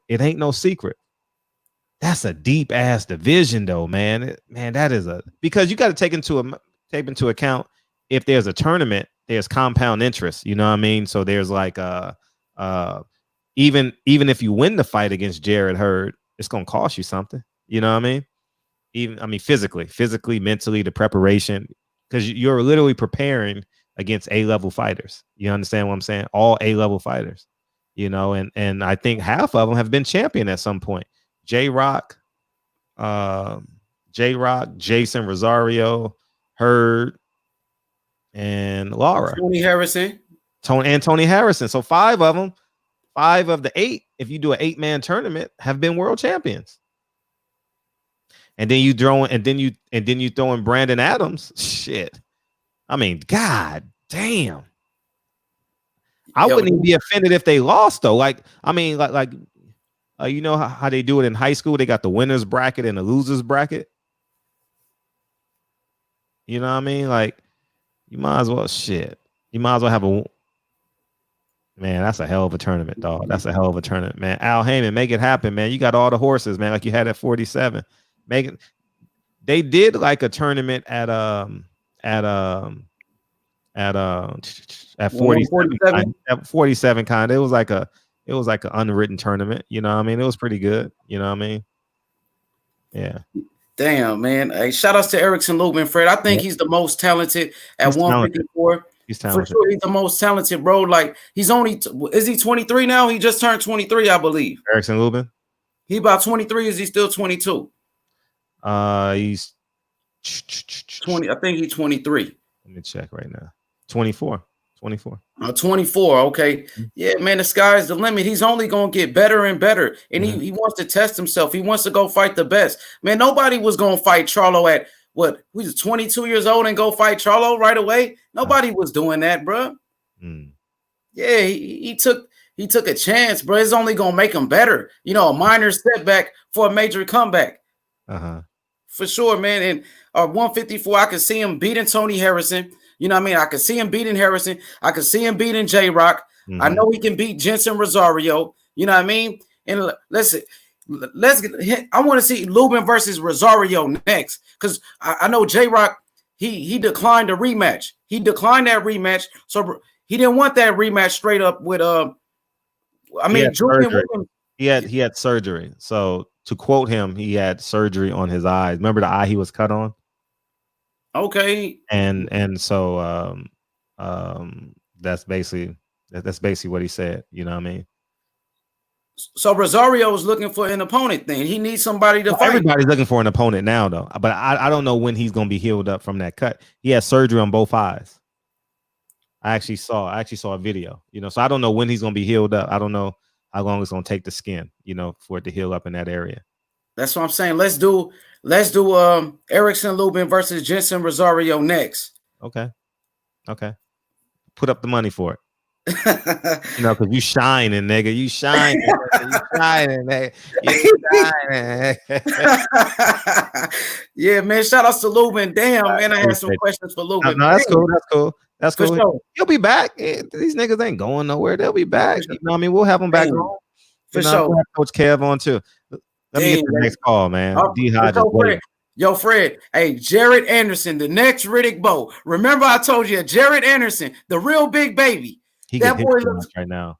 He get hit too much right now. Yeah, you're right, Fred. You're right. He can get better, but I think it's the level of opposition. That's why, you know, he's just taking chances and he's getting hit so he can get the knockout. But Fred, the next great American champion, the next great American heavyweight, Jared Anderson. I want to win. The next Riddick Bowe. 10-0, man.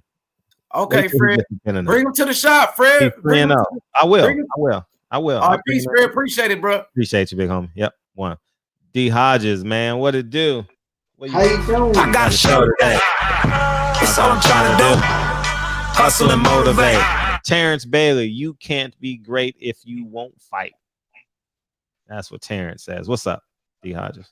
No, I was just saying that, like, I wanted to ask Lubin, like, as like always wondered. I've been watching boxing for 30 years, but I wonder if you're like, I'm not gonna be long-winded. Like, if you're a righty, should you be southpaw? If you're a lefty, should you be orthodox? Like, how do you figure out what is the? Because some people are southpaw, but their power is in the right, and some people's power is in the right, and in the left, and they're orthodox. How do you figure that out? Gotcha. I understand what you're saying. Yeah, because don't get me wrong, I'm orthodox. When I punch with my right hand instead of the right stance. But shit, if southpaw worked even better, shit, I'll go southpaw. Yeah. I was always curious about that. Nobody can never answer that question. I asked so many people that question. I wanted to ask Lubin because he was a boxer, but he's not on here no more. But all right, let me take this call, see if you want to go. Hey, what's up? We live. We live. I know, man. Did you just call me? No, I didn't. I just got off the phone with Lubin. So what happened to Lubin? The phone just hung up. You want me to call him back? Ain't no telling, but he probably. Yeah, he's asleep. So you want? How you doing? We live. How you doing, Coach? How you? Probably battery. His battery died. Yeah, I figured that. How you doing? We live. How you doing? Man, I'm about to crash out like Lubin just did on you. We got to get up and get this 7 o'clock in the morning run. Oh man. We appreciate you coming on, man. You got to come back into the barbershop, man. Hey, before you go, can you answer a question? Because he's a trainer. Okay. Yeah. Coach Kev, one question. Go ahead, No, D-Hodge. man, I'm here, Fred. What's okay. No, because I'm not a fighter, but I love boxing. But like, if you're a righty, how do you know should you be a southpaw, or if you're a lefty, how you know you should be an orthodox? Because I know some people that right hand is, but they're southpaw.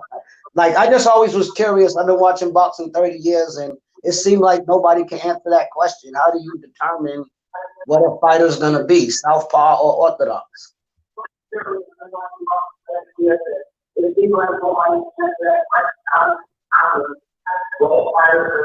Oh, you got to turn me down in the background, Coach. Yeah, he's breaking up. I can't hear him. I hear him fine. You just got to turn down the background noise. Yeah, well, most fighters are trained to have the power in the back end.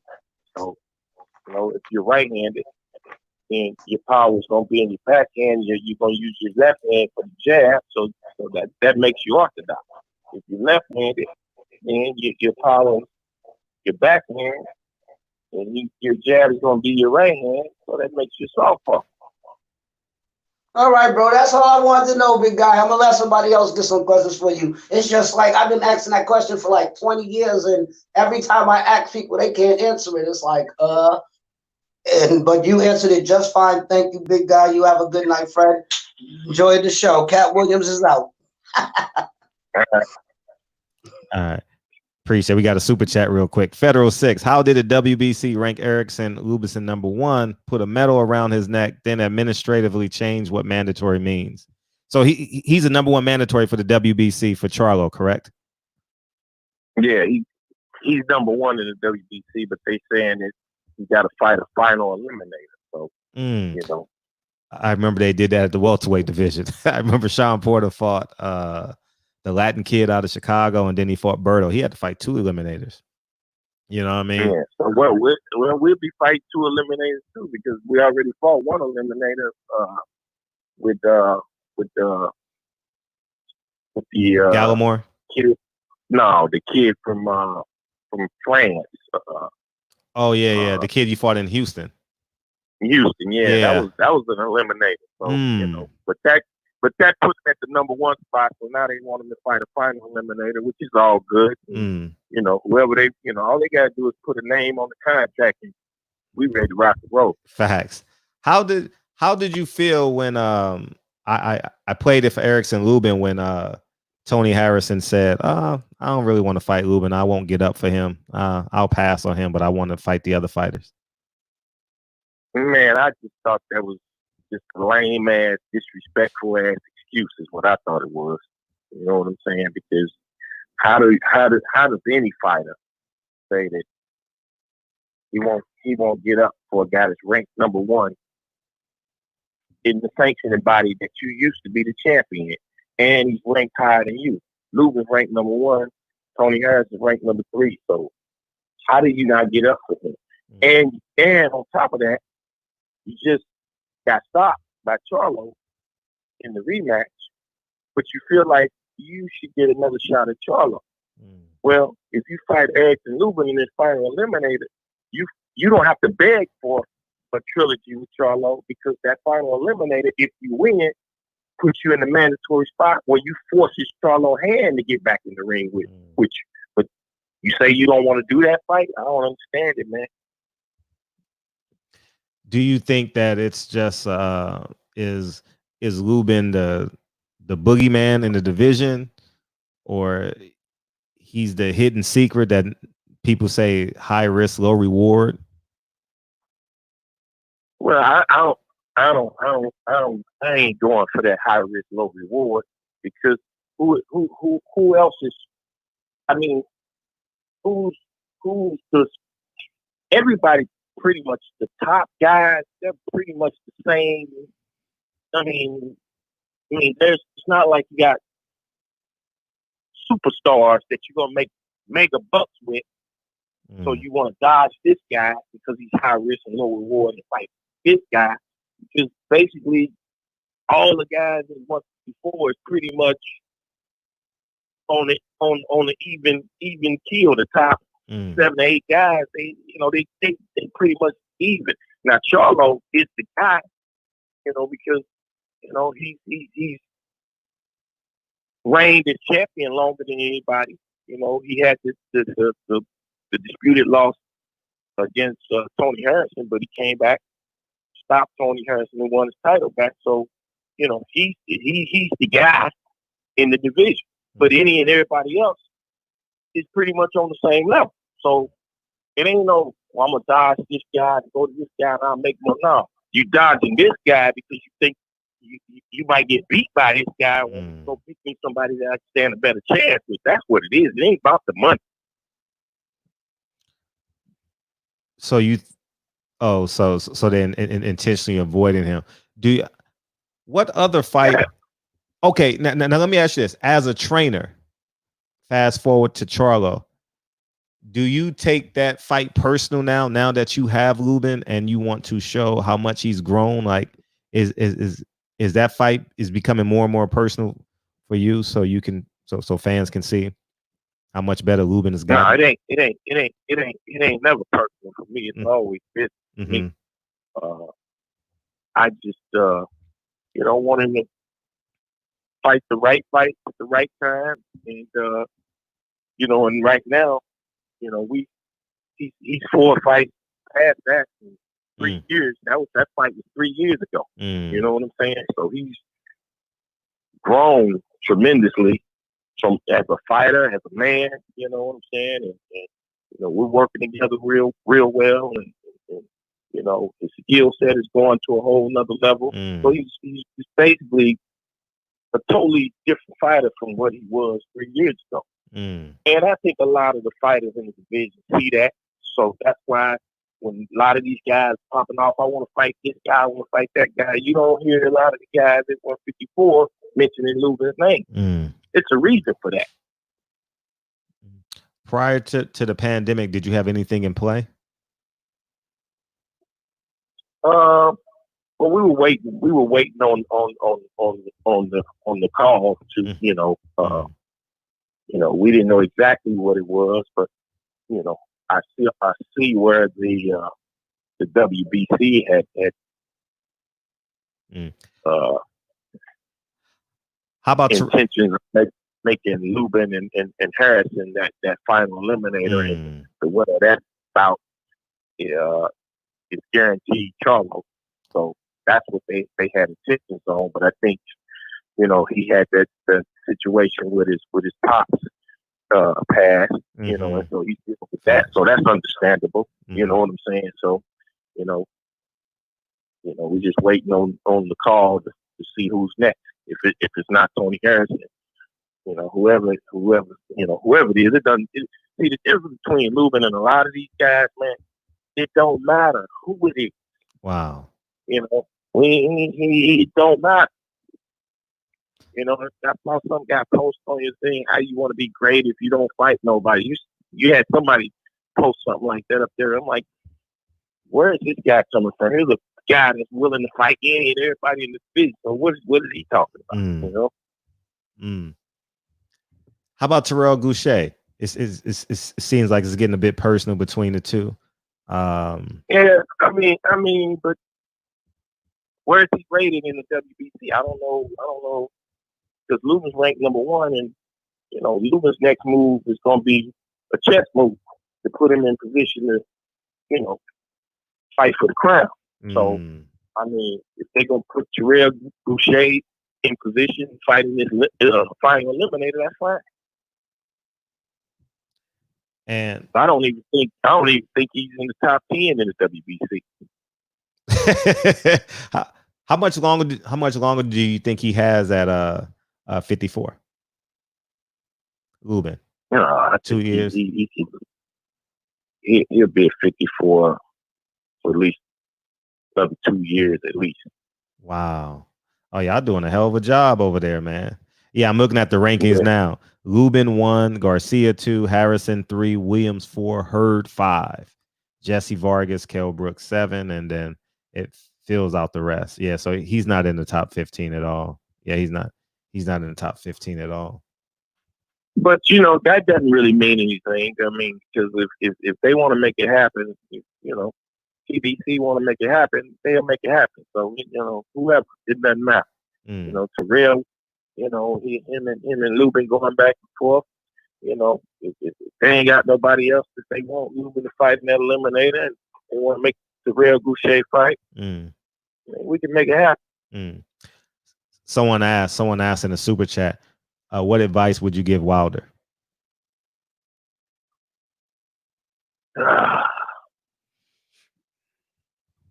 Man,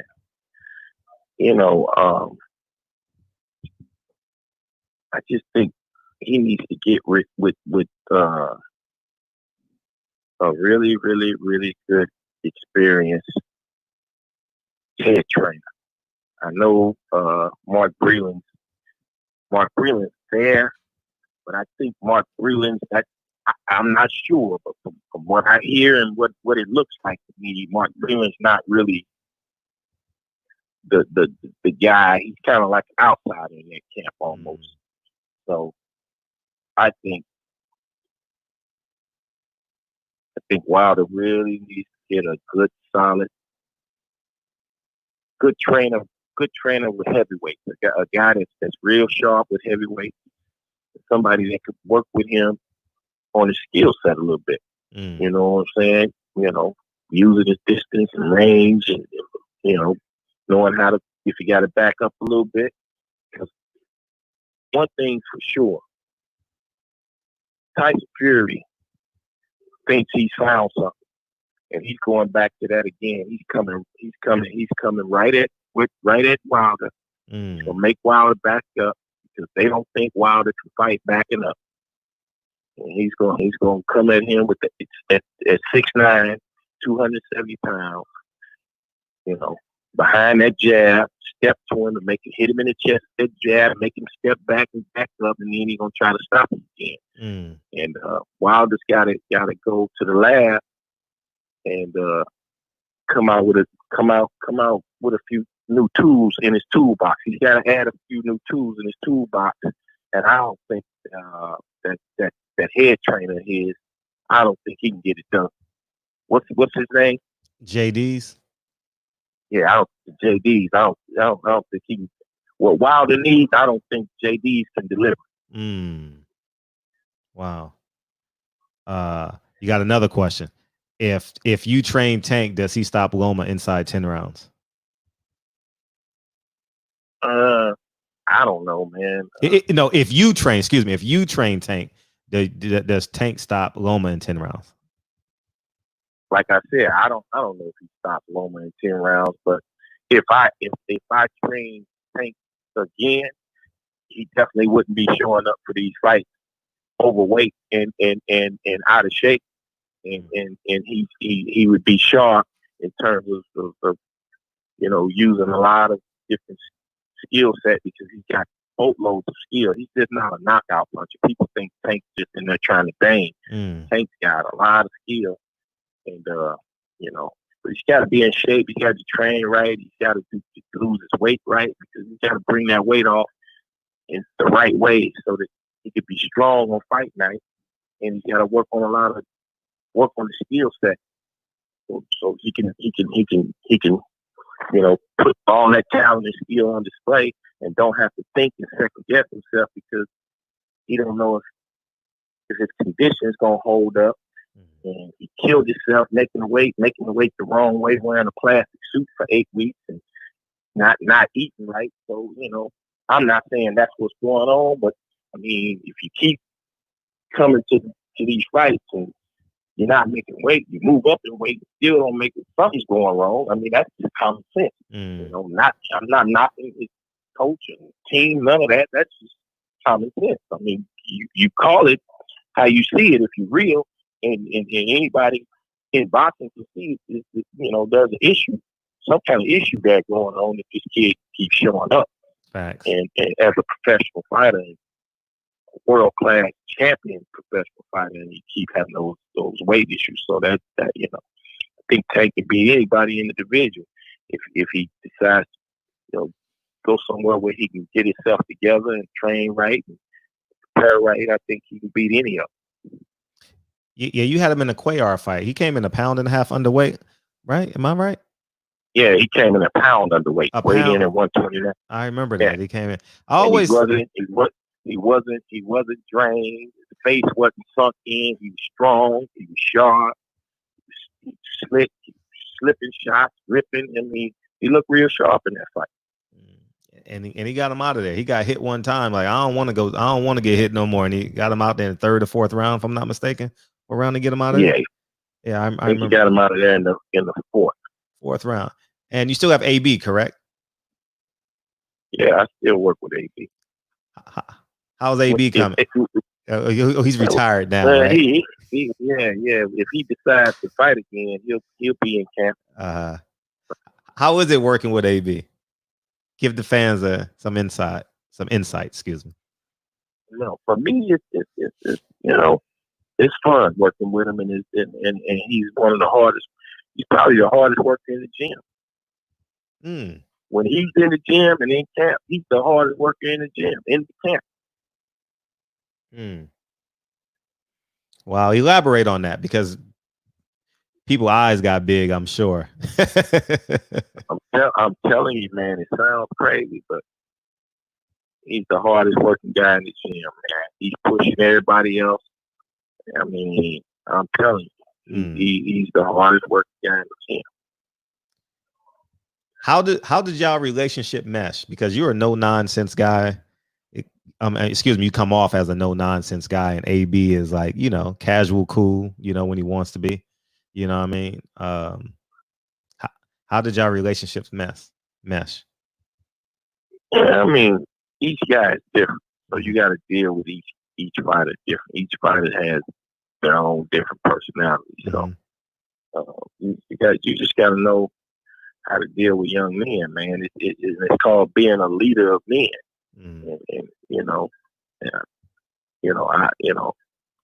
I don't have a problem with leading young men, and you lead by example, and when it's time to take care of business, it's about business. When it's time to joke and laugh, we joke and laugh, but when it's time to work, so I don't mess around with the work, and I don't kiss no ass. I don't play no games with fighters. I ain't the guy that's gonna be kissing their ass, telling them they doing great when they looking like shit. I don't do none of that.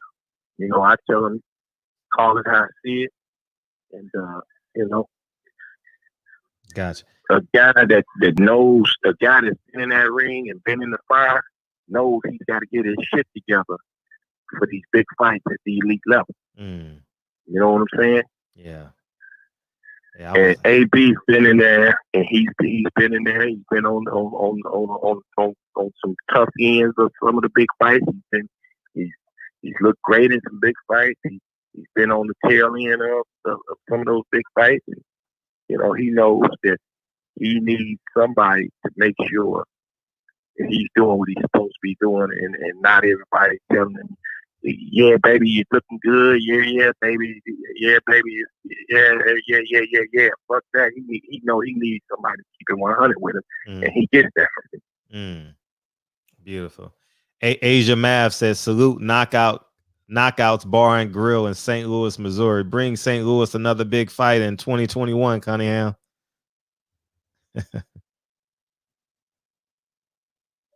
Yeah, that was the spot, man. That was I had a couple of sports bars called Knockouts Bar and Grill back in the day. And so we had some great times, man. So we from the STL where they make the eyes, nose, and lips well. We got a beam in. You want some intro music or what? Are you good? Yeah, most definitely. Go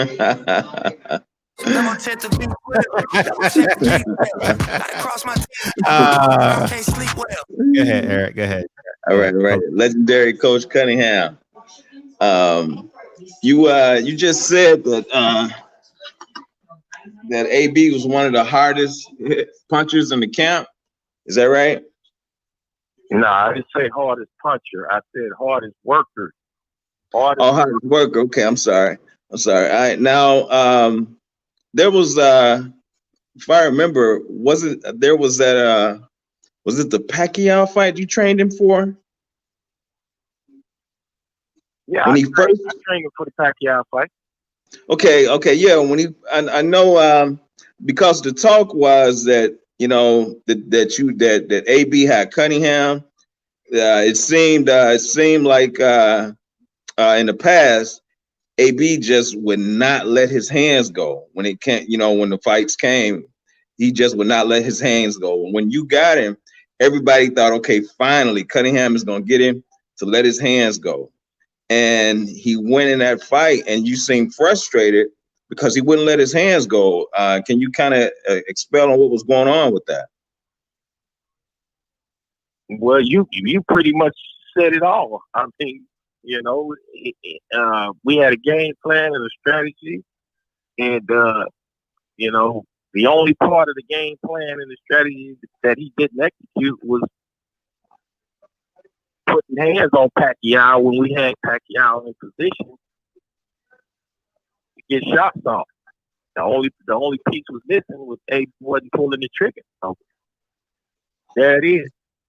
So it is. What do you think that is that AB tends to do that? Is it that there's some type he's scared to engage or what? Well, that wasn't the first fight that I trained him. I mean, he fought Vargas prior to Pacquiao, and he kind of didn't get off the way we wanted him to get off, the way we prepared for him to get off. But when he did get off, he almost stopped Vargas. So, and that fight ended up being a draw, which AB should have won that fight easily, but he didn't get his hands off the way he should have, so he ended up getting a draw in that fight. In the Manny Pacquiao fight, we had Manny Pacquiao. We knew what he was going to do. We knew we had his rhythm down. Manny Pacquiao was a bounce, jump at you type of guy. He's going to bounce, and jump at you and throw punches. So you got to time Manny Pacquiao. You can't keep up with Manny Pacquiao's punch count. You time him. So, and AB had good timing. And the first 3 rounds, I thought AB was doing well in that fight. For the first 3 rounds, he timed him. He caught him with check hooks. He caught him with a few uppercuts. And after about the 4th round, it's like AB went back into the mental not letting his hands go mode, and right. There you have it. Okay, I see you working. Funny thing about that, people, which he didn't let his hands go. That's a given. But for the first 3 rounds, he did let his hands go. And if you look at Manny Pacquiao's face after the fight, Manny Pacquiao's face, I mean, he had black eyes. He supposedly had a detached retina in one of his eyes after the fight, or some kind of torn something on his eyelid or whatever. But his face was really bruised up pretty bad. And that's what AB let his hands go for 3 rounds. You know what I'm saying? Mm-hmm. AB didn't have a scratch on him. You know what I'm saying? But, the job, the game plan and the strategy was the, timing, keep him in the center of the ring, AB has the athletic ability to do everything we worked on. But right. From standpoint, the fighter, you can prepare the fighter, you can come up with a strategy, a game plan, you can do everything right as a trainer. But that fighter has to mentally go in there and execute.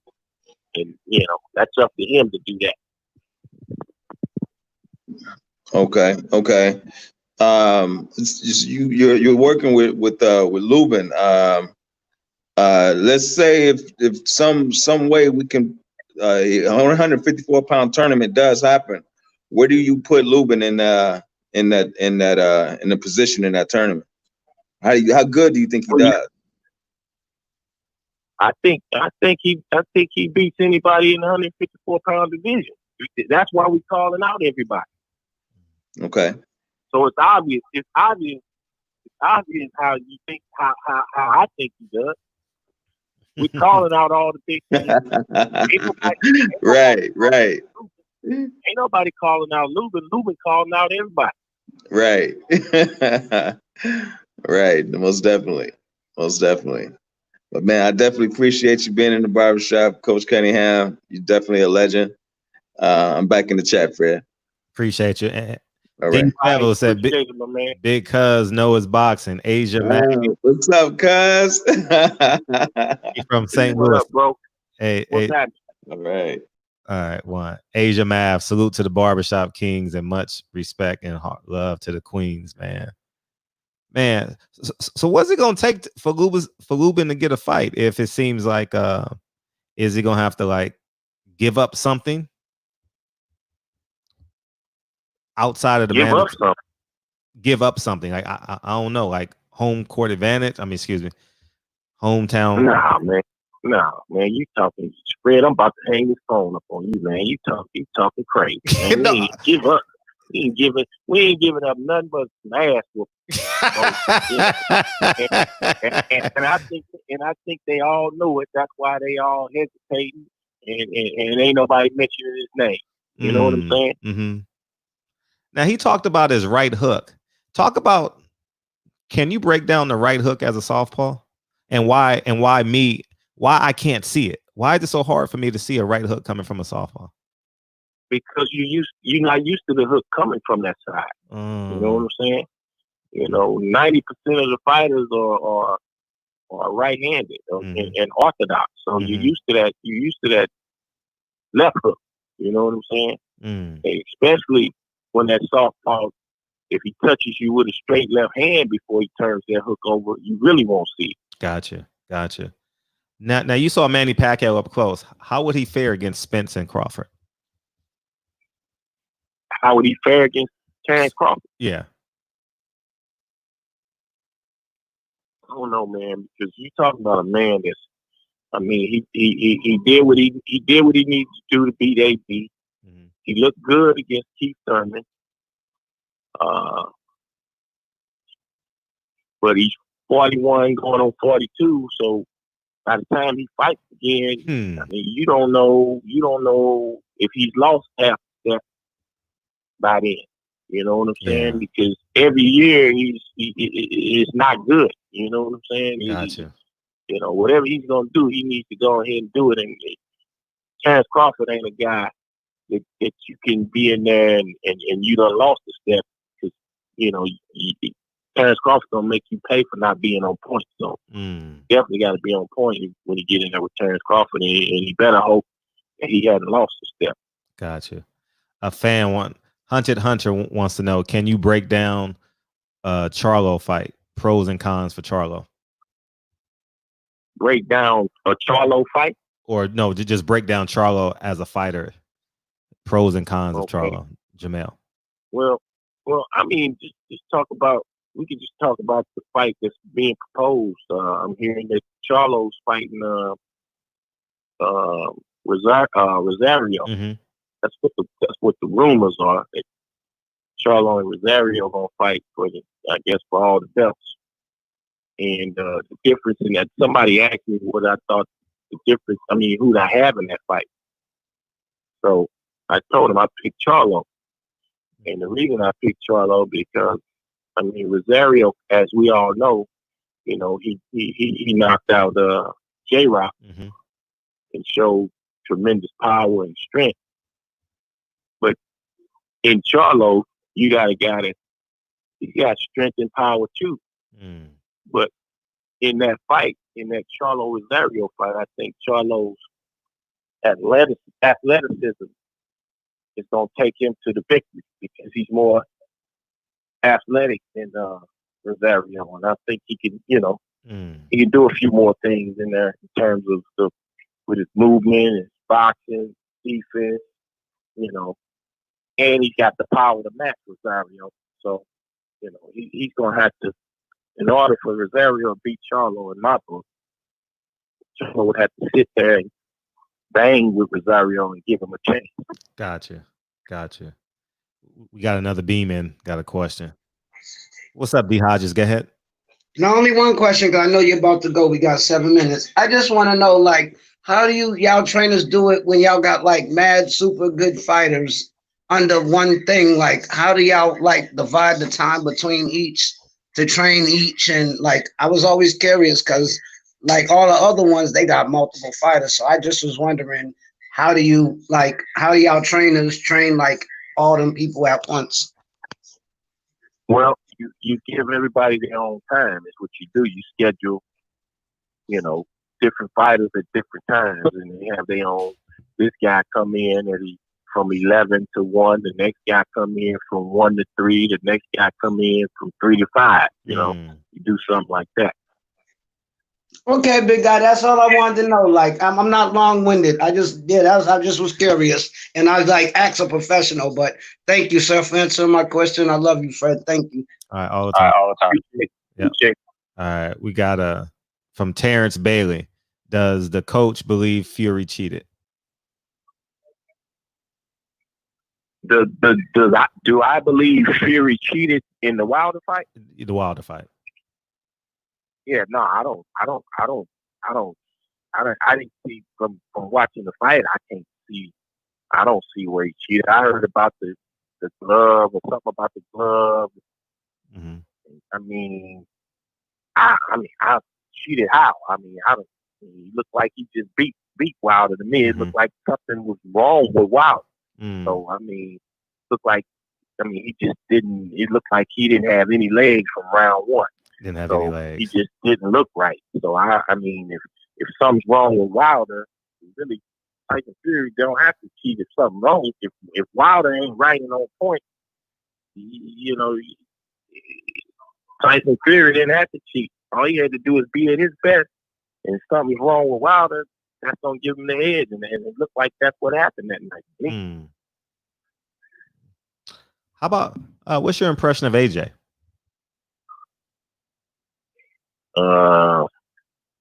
AJ is a good fighter, but I don't know how well he takes the punch. Because I mean, Ruiz ain't the biggest puncher in the world, so and we saw what Ruiz stopped him. So I don't know, and it looked like in that rematch with Ruiz, AJ boxed and moved, but he looked nervous as hell the whole fight. It's like he didn't want to get touched with nothing. You're right. And he could get away with a little short guy that's 300 pounds that can't catch up with him. But what's gonna happen when he get in there with them guys that's 6'5", 6'6", 6'7", that got reach and can track him down and can box just as well as he can. He might be in trouble. No, you're right. You're right. I'm gonna shift gears a second. You're a former police officer, correct, Coach? Yep. Talk about George Floyd for a second and your take on the everything in its totality. Well, I mean, that situation, man. I was on the St. Louis Police Department for 9 years, going on 10, and that's the type of shit that made me decide to leave law enforcement. Oh wow! I've witnessed things similar to that. Nothing that bad, but I've witnessed things similar to that, and I've been in situations where I've almost came to blows with my coworkers that behaved in that manner. So, when I saw that, it just made me sick to my stomach, and it's just like, I mean, what is it? I mean, it looks like what I started to say is, what is it going to take for departments across the United States to realize that if they think that they can keep allowing these racist white cops to infiltrate these police departments nationwide and control the department with that mindset, because that's the mindset of the police. I don't give a damn what y'all hearing. I'm telling you straight up from an ex-cop. That's the mindset of most police departments. And the police unions support that mindset. That's why those racist white cops think they can get away with that type of shit. Because they got a strong police union that's going to back them and get them out of trouble, keep them from getting fired, keep them out of jail. And that's the mindset. But it looks like this thing with George Floyd if so many people saw it, this might be the turning point. But that's the mindset of most police departments nationwide. And you got a lot of black officers that don't have the balls to check them dudes when they see them behaving that way. That's part of the problem also. So, that's what I got to say about that whole situation. If you were the chief of all of police, what would some type of things you would want to add, some rules and regulations or some amendments you would like to? You can add all the rules you want to add, man. They've been doing that shit since Rodney King and all this. They implement this, implement that.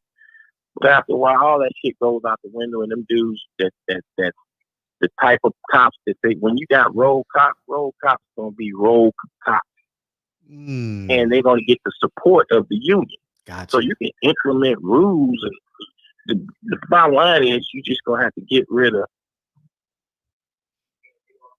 those guys that's on the police department with that mindset. You got to find a way to stop hiring those type of people on the police department.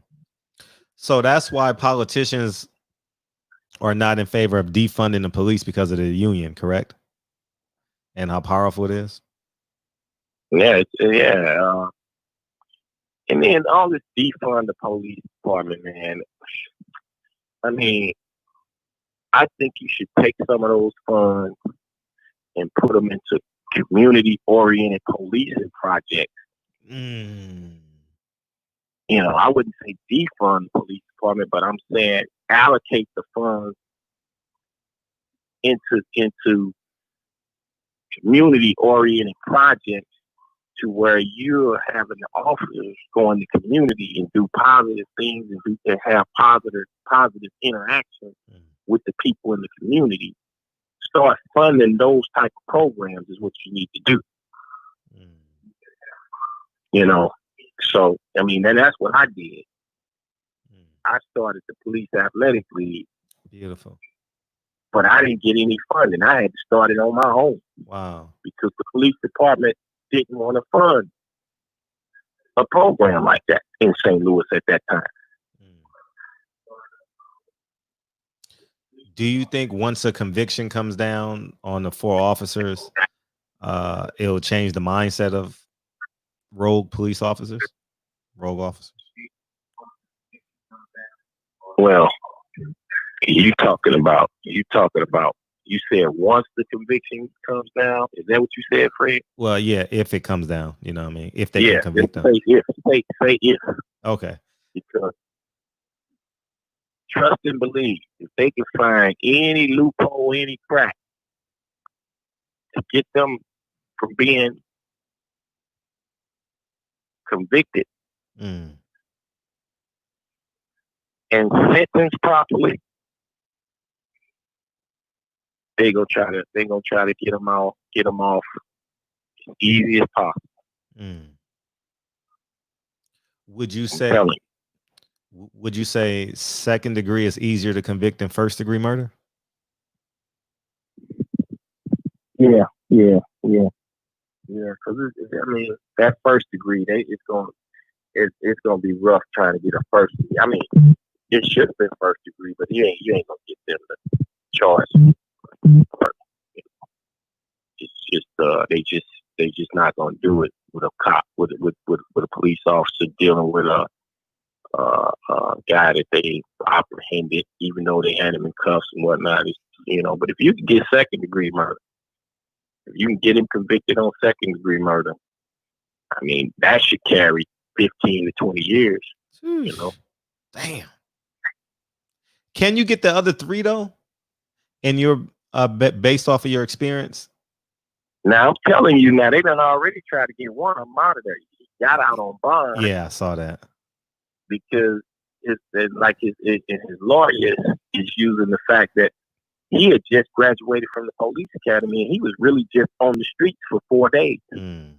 So Chauvin was his training officer. So they basically said, well, he was just doing what his training officer was telling him to do. He don't know. He's fresh out of the police academy. Which, damn, you're a grown ass man and you got common sense too. You know what I'm saying? I get that. If you see a guy can't breathe, looking like he's about to have a stroke and die, and you're a police officer, you're supposed to say, hey, wait a minute, man, we need to, hold on, let's get this man some air, let's back up off him, get off his neck, let's let him breathe a little bit.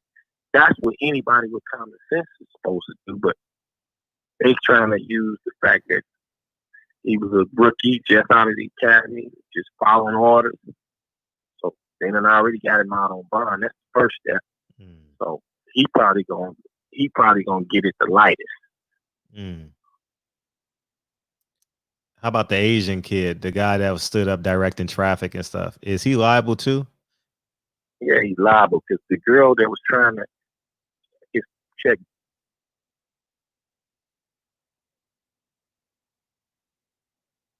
Darn.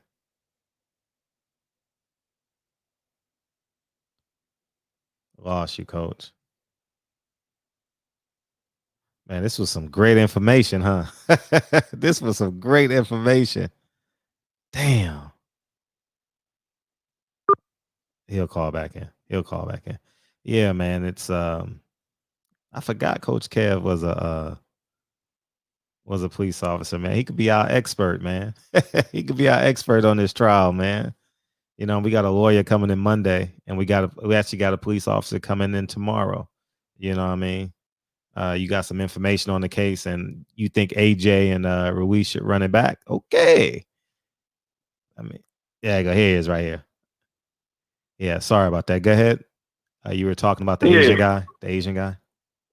Yeah, but Fred, get that shit together over there. Barbershop conversation. That wasn't my disconnect. That's step on your end, man. No, it's not. I got 5 bars. All this barbershop. Get your connection together, man. I got 5 bars, man. I got 5 bars. So got me up at 2:00 in the morning. I got to get up at 6, and then your connection all fucked up. Come on, man. I'll get it together. I'll definitely get it together. But I want to thank you for coming in, man. I appreciate you coming in, man. And we got to have you come on a little earlier. How about that? So you go get some rest, man. And I know you got to get to the kids. Or excuse me, the grown men. Yeah. Mm-hmm. And thank you for taking the time, man. I know it's late on the East Coast. Thank you so much for sure. Thank you. We really appreciate you. Anytime, man. Appreciate you. Doing your thing, man. You doing it, man. Keep doing it, man. Y'all keep growing this thing, man. Y'all got them shook. Scared to look. Thank you, dog. I appreciate you. All right, friend. All right. All right. Have fun tomorrow. Thank you. All right. Peace. Yeah, man. Shout out to Coach Cunningham and Erickson Lubin for coming on the show tonight, man. That was, man. I forgot he was a police officer, man. We got to have him come on, man. Once we go to trial, we got to have him come on and tell us what the hell is going on in the mindset of a police officer. Because now he's a civilian. So, you know what I mean? He get to break down both sides, man. Yeah, that police union. Yeah, that police union is tough to crack. Man, when I ran for office, dog, man, let me tell you, when I ran for office, they sat my ass down because I had a campaign manager and when you run for office, the whole city comes to you, right? Everybody got resources and shit. Everyone got resources and shit, right? Reggie Owens, man, I appreciate you, man. I mean, I tried to donate to your fucking show today, Reg. When you said, I was just talking about that and he did it, man, I fucking fell out laughing, dog. That shit was funny. That shit was funny, man. Oh, man. Oh, man. What I was going to say was, oh, yeah. When I ran for office, they sat me down and said, Fred, I know you're an optimist and you believe in this and you believe in that. He says, Fred, public safety is a huge issue. If you don't address public safety, there's no way you can win an election in Whittier, California. So I had to get coached on the budget, itemizing the budget, and making sure, because what they do and what your opponent is going to do, if you take any dollar away from police, crime goes up. It's just an automatic. Like, if I take $10 from the budget police, oh my God, that's quite possibly one police officer gone. And they think if you take one police officer, crime is going to rise. So it's that yin and the yang, and you got to use great words, and you got to put words together, and you got to have people buy in. You know what I mean? You got to have people buy in. And it was tough. And that police union is tough, dog. Let me tell you, man, that shit is fucking. Are you working Whittier Field? Yeah. Yeah. I used to live on Franklin. And Painter. And man, that police union was powerful in Whittier, man. Sheesh. Great show, man. Bro, I'm happy for you. I'm happy for you, H-Con. You in here every night. I appreciate you. Yeah, Batman, he late. He's sleepy too. But this was a hell of a show, man. DB still up? Where you at, DB? You sleep? You gone? Where you at?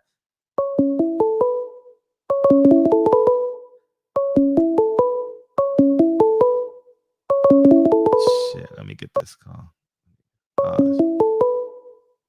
Hey, what's up? Hey, Fred. Hey, what's up? Hey, man, look, I just want to share this real quick about that Big Floyd case. Yeah, go ahead. First off, in the FBI investigation, in investigation they said that the guy Chauvin or whatever, they said that he should never been hired as a police officer in the first place, even though he has 20 years on the job. The second thing is that he knew Big Floyd prior to the incident. They worked together at a nightclub. Yeah. They had several run-ins where Big Floyd didn't like the way that Chauvin was treating the black patrons. And then there was an incident between the two where Chauvin had didn't like how much he was getting paid, and because Chauvin worked outside and Big Floyd worked inside. Big Floyd was one of the ones that had to bring out his paycheck because Floyd was inside and Chauvin was outside. So Chauvin had to bring his paycheck outside, and then Chauvin didn't like his paycheck, so he treated Big Floyd as if it was his fault. Gotcha. So the whole thing it's all pointing to premeditation. And so when they say that he didn't know who Floyd was, that's a lie. He knew exactly who Floyd did. Both of them knew each other. They'd had several arguments, and there are several employees from the nightclub who have spoken up about this. And then the other thing is the former chief of Washington D.C., the former chief of police for Washington D.C. And this is talking about we're talking about police unions. The former chief of Washington D.C., Chief Ramsey, he said that he's had to fire police officers, like the same police officer, more than once. Now, how do you fire the same police officer more than once? Once you fire somebody, you don't come back. You're not supposed to. You know how they talk about how black folk in the hood have the no snitching rule, yes, or whatever. But then in the police department they have the thin blue line. It's the same thing. But the thin blue line is corruption. And when you see people that have those flags with the thin blue line through that, that's a symbol of corruption. that means no snitching within the police. So it's that's their symbol against us in the black community. But the difference is that us in the black community is like, okay, we know our people are doing wrong, but we know y'all not right. So we not going to give our folk up to you, because slavery is abolished except for the prison system. That's where slavery is legal. It's in the Constitution. So that's all I had to say, bro. I appreciate you. All right, Fred. All right. Thanks for calling in. I appreciate you in the chat as well. All right, Thank man. you. All the time. All the time. Yeah, man. Man, that's why it's tough, man, because you got to take into account. I'm just gonna simplify it for y'all so y'all get it. The police officer goes to the corner store. The corner store, here's how it goes. And here's what I had to learn. Oh shit. 1 second. Call right back. I pushed the wrong button. The police officer goes to the corner store. The corner store is the owner. He owns the store. He feels safe when a police officer goes to the store. That store serves people in the community.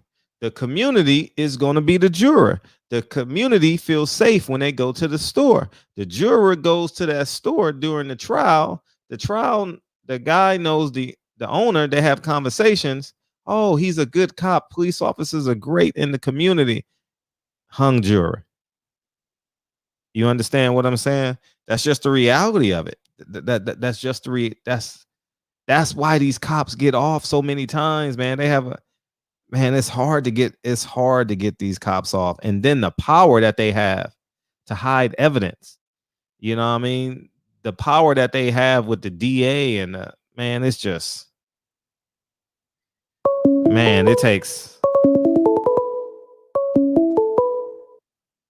Let my tent to B12, double check the details. Gotta cross my T's and dot my I's or I can't sleep well. Hey, what's up? Yo, Fred, I appreciate you. Let me get in at the last minute, man. Yeah. Look, I got some stats on everything that's been going on. I've been following this very close, man. Look, to the chat is real rap. Look, straight up, bro. I'm gonna just get straight to it. I went back to 2015. I was looking at I'm not gonna plug them, but I was looking at a paper, like a newspaper, a East Coast newspaper, and basically from 2015 to now, we've been averaging well over 1,000 murders. You know what I'm saying, and what I'll do, I'll send you some of that information. Is this nationwide? This is nationwide. It's nationwide. Wait. So we get clarification. Is this white police officer, black man, or is it police officer, black man or woman? Police officer, black man, black woman. Okay. It doesn't get. Okay. I'm just asking. No, I'm just clarification. That's all. Continue. Go ahead. Mm-hmm. So basically, from now it goes further. I just stopped at 2015. So basically, we have well over 4,000 murders. You know what I'm saying? And when I did the research from 2018 and 2019, I didn't get as deep in 14 or 16 and 15 yet, but just 2018 and 2019 and the 2,000 that I found, I only found 2 to 3 even charged. I said it backwards. It was no more than 5. I counted, but like I said, I was going through thousands of cases, but I counted no more than 5 that we even charged. I want to really say 3, but no more than 5.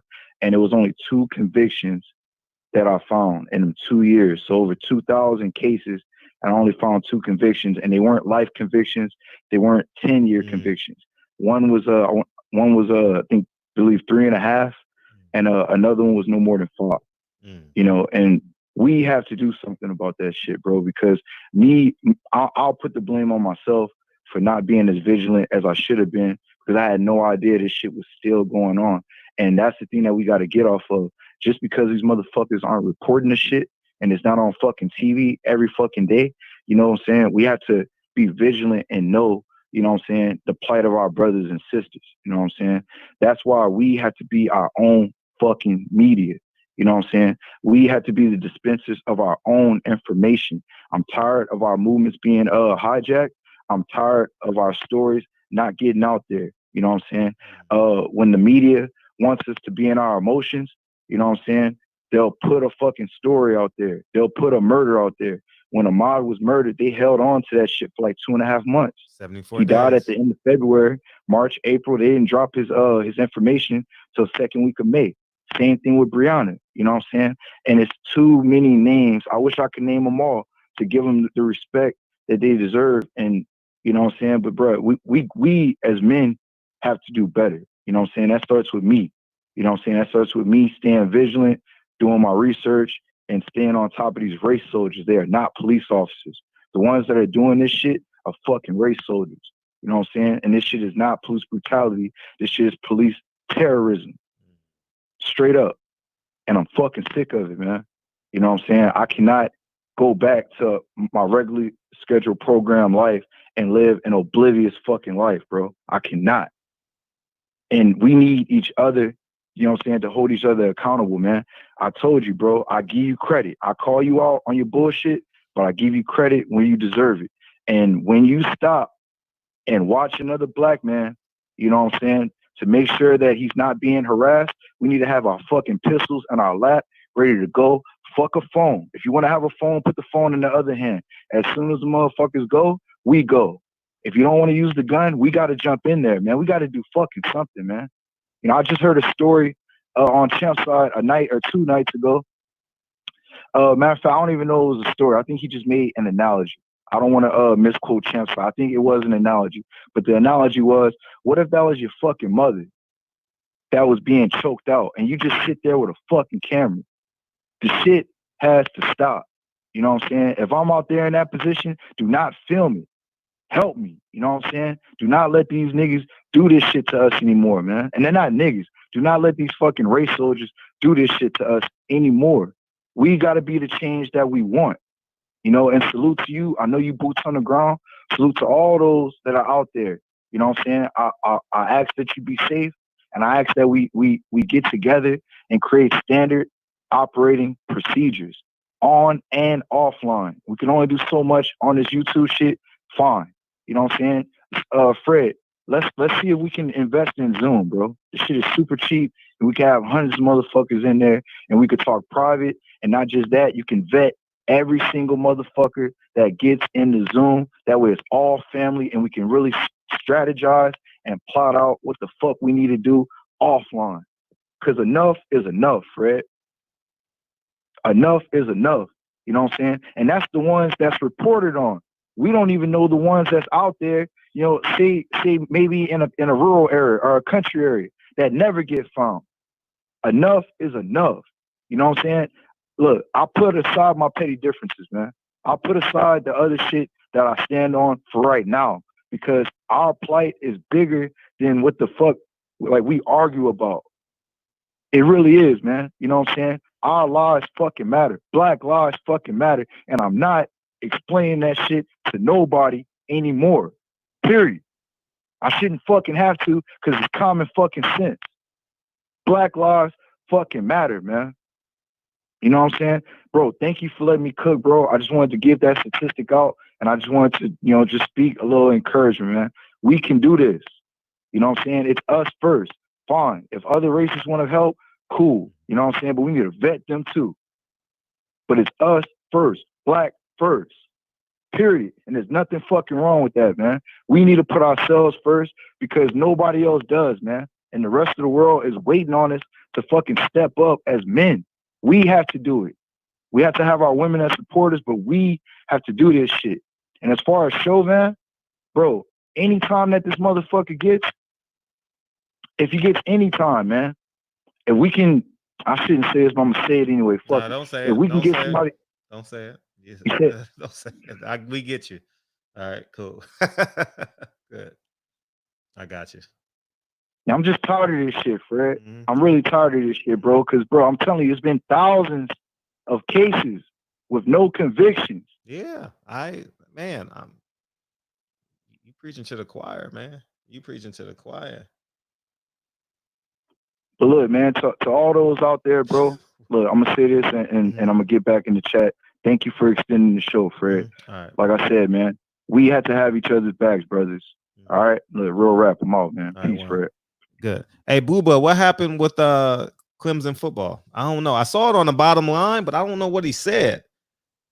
I was watching the fights and I saw it. DeAndre Hopkins and the quarterback Lawrence supported him. I don't know what happened.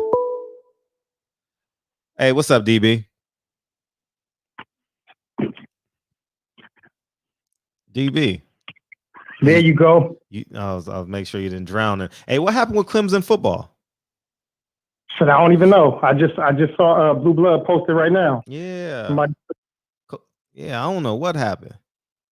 Yeah, but fuck them anyway. Hey, beam in, Blue Blood, if you can. Can you beam in? I'm real interested in that. I can go read the article, but I'd rather you tell the narrative.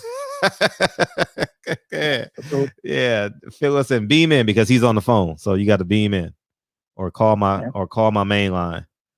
Yeah. Pastor Deacon Usher has adopted a son, and his name is Real Rap. He was preaching, boy. Hey, my boy was getting it in. God. No cop has been put to death for killing us. Wow, craziness! Isn't that crazy? Man, that's man. You know, it's crazy when you start looking at all the stuff that you look at. I had a little shorty through. She probably in the chat somewhere, but had a shorty through like a couple of days ago, and I was listening to. I had Pac playing in the morning, and right after Pac, I was playing Dead Press. And it's crazy. I mean, this shit is, 15, 20 years old. They was talking about shit in the songs. I mean, it was like incident by incident that they were talking about in all of the songs. This shit was crazy. And, you know what I'm saying? She a little Puerto Rican chick. So she, every time, you know what I'm saying? She looking at me when she hears something in the song, she stare at me with big old possum eyes like, whoa, this shit is crazy. And yeah, man, we gotta, Malcolm said it, we got to fight fire with fire. Yeah, fight fire with fire. Yeah, because all of the protests that we had before, all of the silent and the nice protests, I don't even know what to call it. Nobody listened, nobody responded. We didn't have other cops saying anything. We didn't have other racists saying anything. And all of a sudden now, I mean, everybody's riding the waves, and I appreciate all of the. We appreciate all of the additional eyes on it, but shit, man, these people should have been saying something at least about 15 years ago when it really started turning up again. Yeah. But we'll take it, They just can't be about talk though. When we marching with fire. Facts. And they gotta have that fire, get the fuck out the way. Facts. Hey, Blue Blood just beamed in. Terrence says, my family was called the first black terrorist. Facts. The Douglas family. What's up, Blue? How you feel, dog? Peace, King. What's shaking with you? Peace, King. What's shaking with you? Ain't nothing, man. Great to see you, dog. Great to see you. Wow, man. You feel like years now. You know what I'm saying? You do. I feel like I ain't seen you in a long ass time. It's crazy, bro. But yeah, man. You know what I'm saying? The biggest thing I can't stand is us being always coming to their defense, giving them the benefit of the doubt. For what? Why are we giving them the benefit of the doubt? Let's not give them.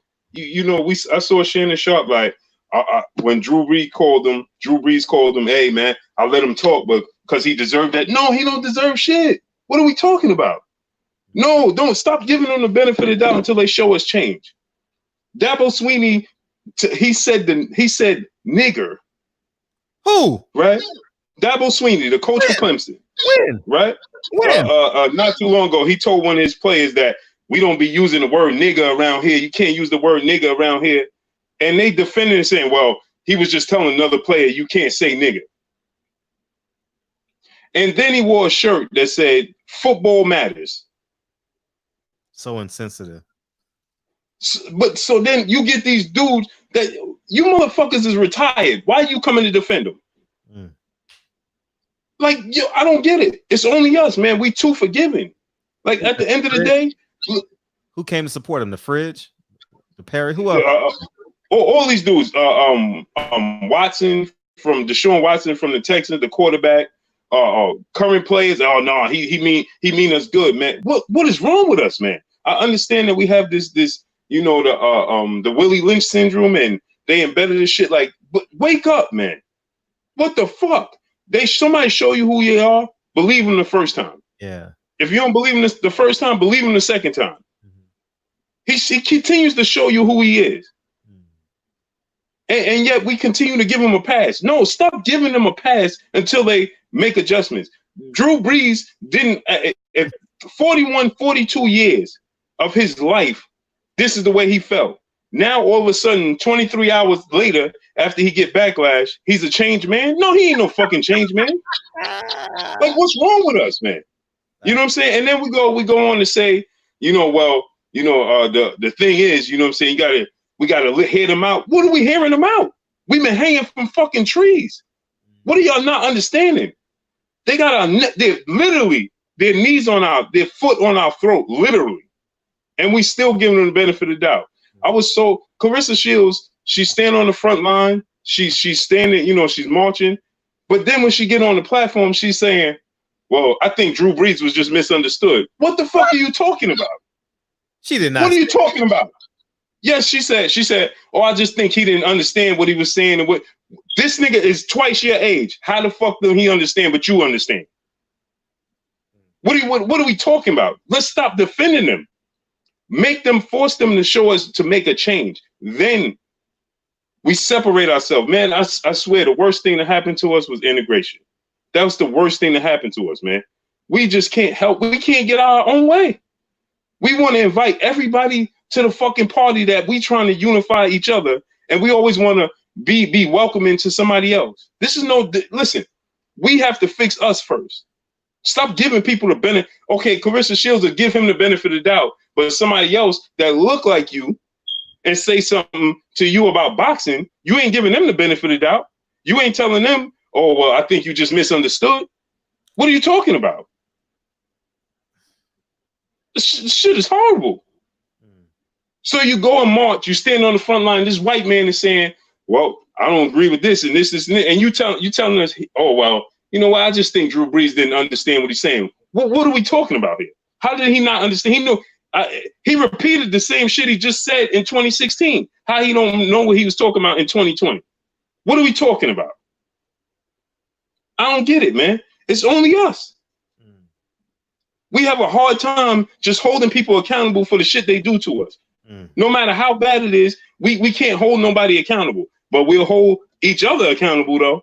A motherfucker that look like you'll hold them accountable. I bet you if Layla Ali said this shit, she would hold her accountable, right? But Drew Brees says it, and we got to give him a pass. Well, he just didn't understand. Why are we putting words in his mouth and defending him? Why is Shannon Sharp? Why do you feel the need to answer this motherfucker when he called you? No, you should have said, listen, motherfucker, I'm not answering you. You know exactly what you can't talk your way out of this. You can't explain it to me. Point blank and period. Simple and plain. Motherfucker, you knew this is not about the flag. You know how we was treated in the services. You know about Tulsa, Oklahoma. You know about all this shit going on. You just watched a cop put his knee on somebody's neck for 8 minutes and 43 seconds till he expired.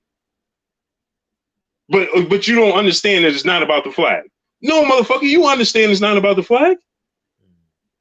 But guess what? You scared to give up your place. Point blank and period. They are in fear to give up their position because they're in fear that we might do to them what they did to us all these years. And they know once we get in a position of power and how educated we are and how strong we are, and we are the original people on this earth, they'll never get it back. They fooled us once. Right. They got it. They'll never get it back. And they know that. They know that.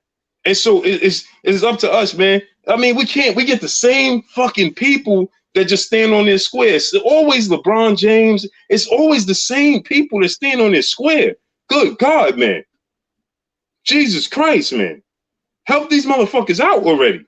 Stop giving them the benefit of the doubt.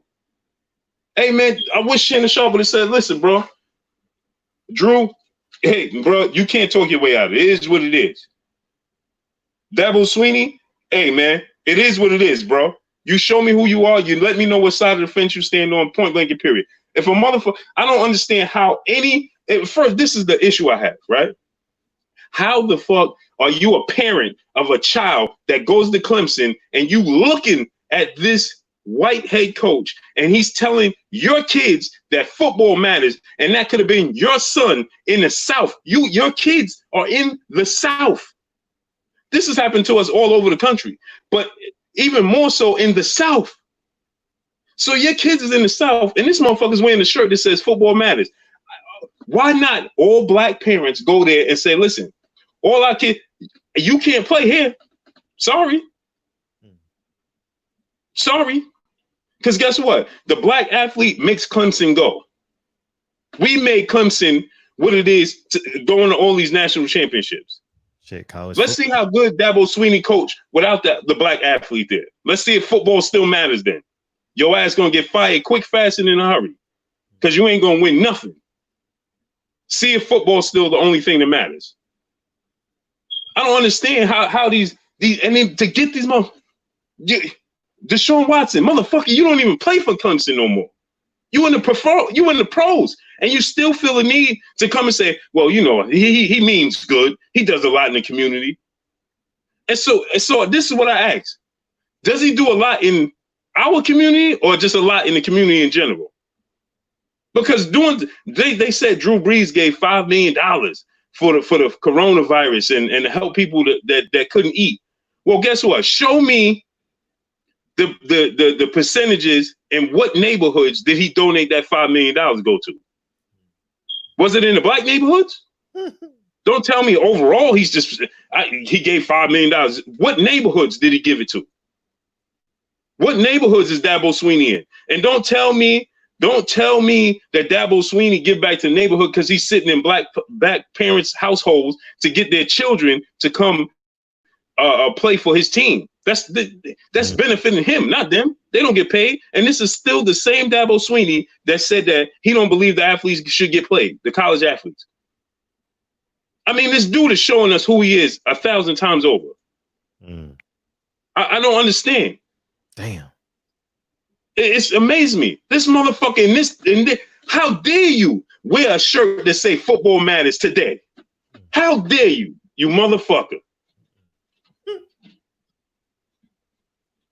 It's unbelievable that they can feel like they could. This just lets you know how privileged he think he is. This is just let you know how privileged that Dabo Swinney and they feel.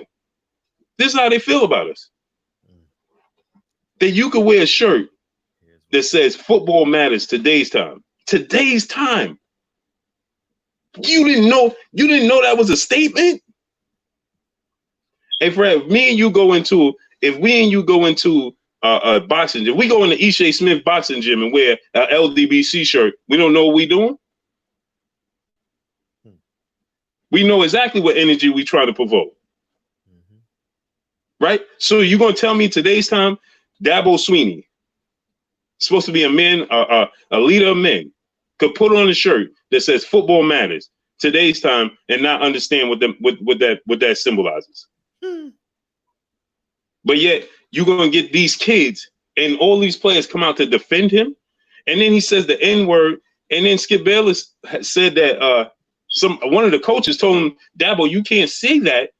You can't say that word. And he said, well, I'm saying it to a black player and describing what the word we don't use. No, that was your opportunity to say to a black kid, nigga. That was your opportunity. And you took it. Because it's as simple as this. When I'm talking to my kids and I'm telling them not to say a word, I don't say the word to describe what word not to say. I don't tell my kids, hey, you can't say fuck. Don't say fuck. Right? No, I say you don't say that word. That's a bad word. Facts. Right? Yeah. So for him to say, oh, nigga, we don't use this nigga word around here. Do you see a nigga? What? And he's in the South. I mean, enough is enough already, people. Enough is enough, man. man, oh man, it's amazing to me, man. And Starbucks, Starbucks don't mind having and this is no disrespect to anybody to live their lifestyle the way they so choose, because I don't knock anybody, but the LGBT community, you could symbolize those things in Starbucks, but you can't wear Black Lives Matter stuff in Starbucks. That amazes me. This is amazing.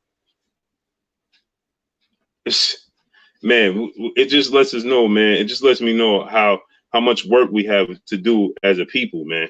Because the parents that are living in South Carolina should feel a certain kind of way. Because I know you hear the news about what the coach said and how he feels. You know how he truly feels.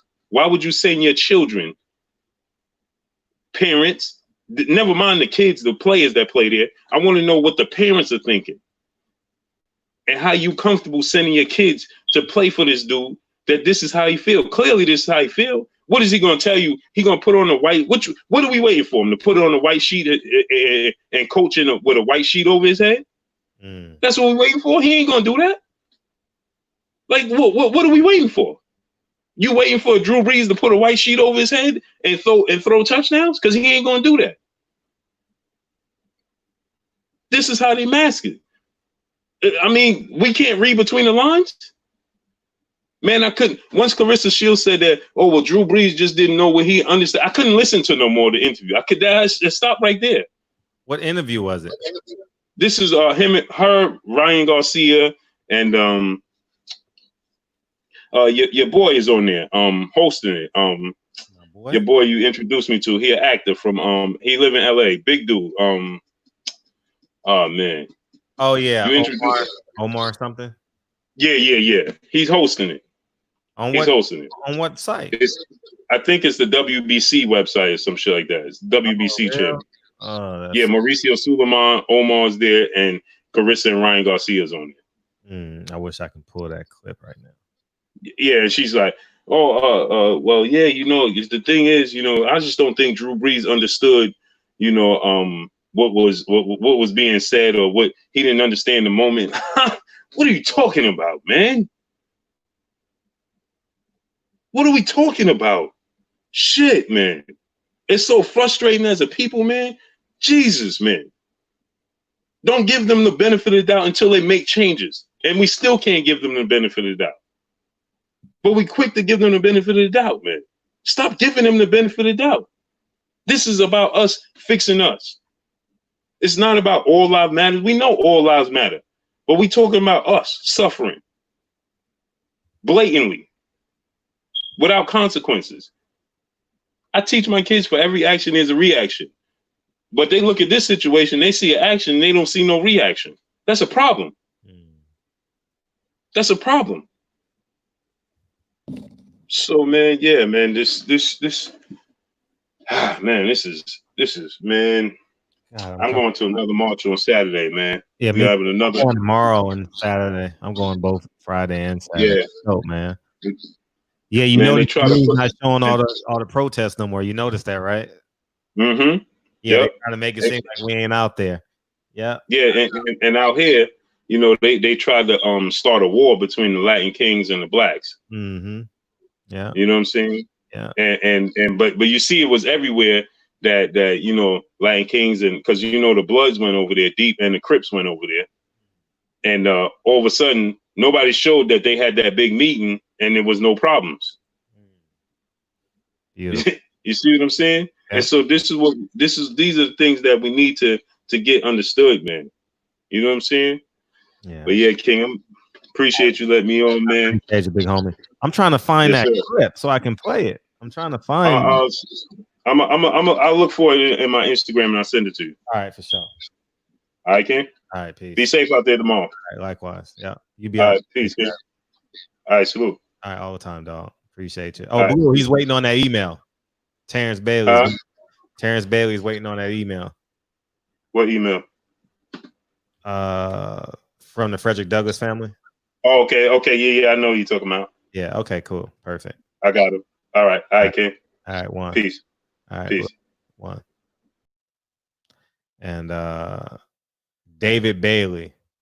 That's your little cuz, the running back, little cuz from BC, little cuz from BC. I'll never say that again. Right?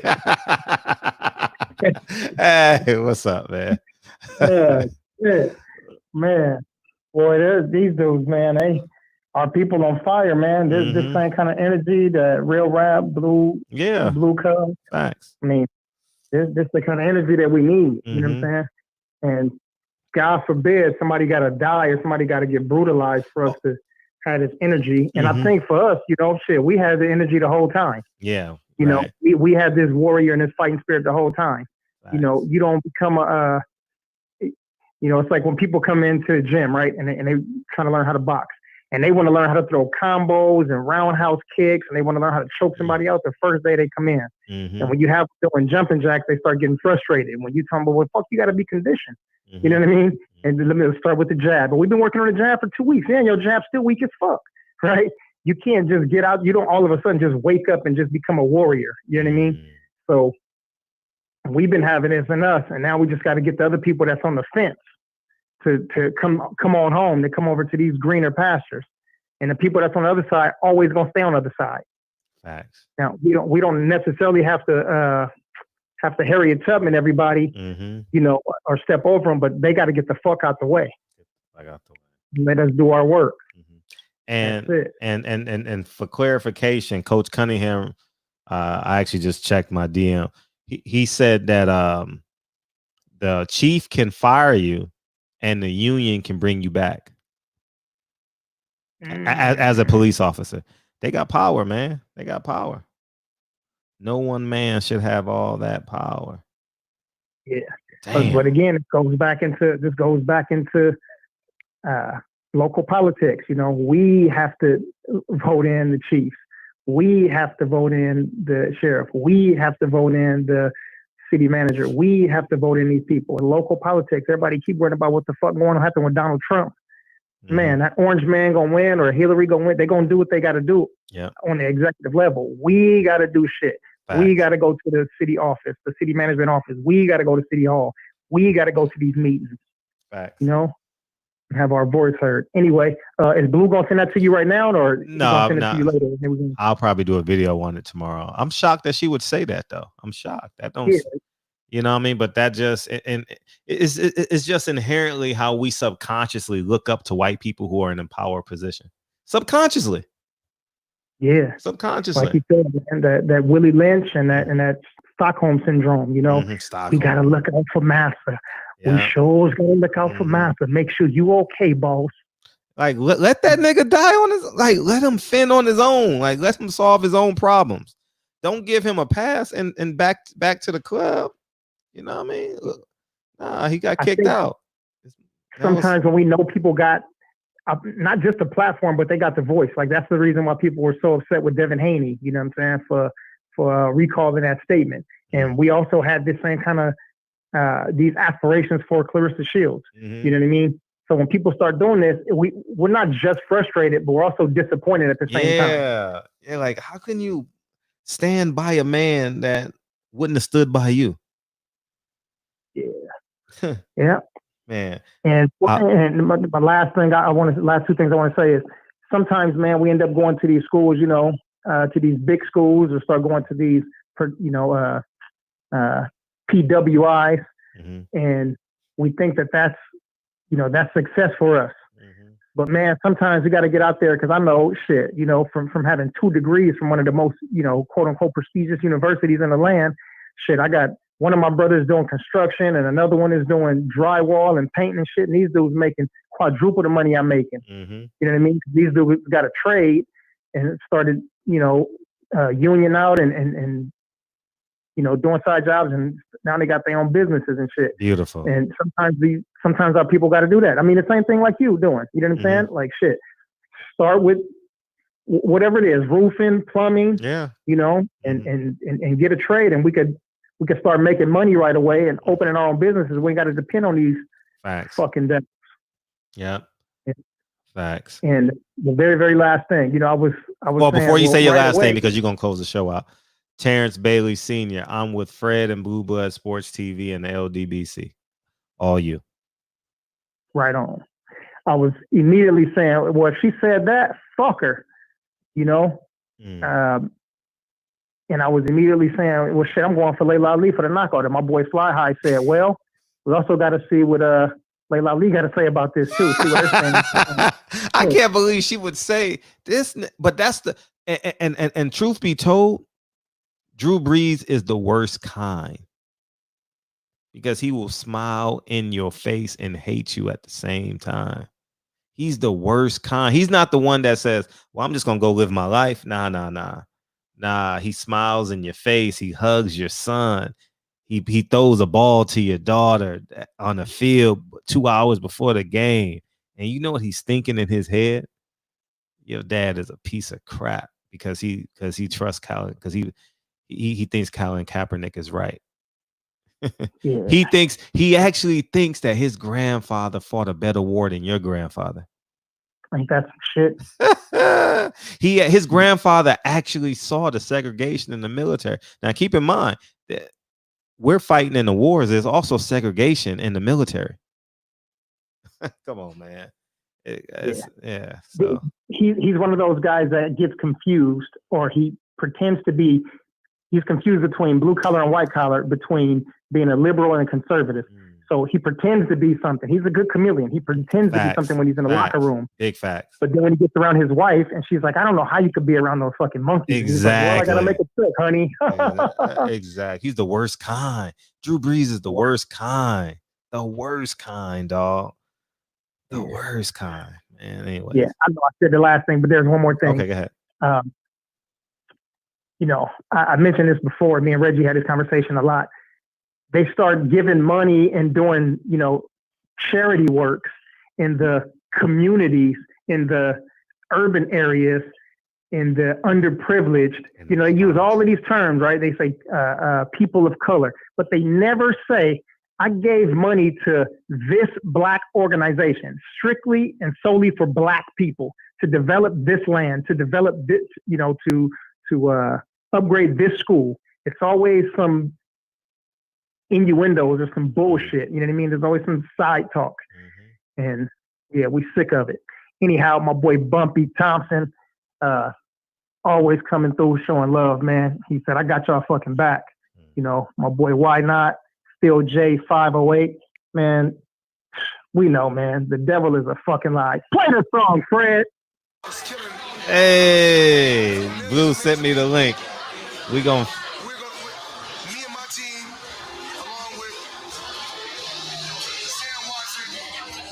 great show, y'all. Great show. Watch how the beat drop in this motherfucker. Listen. I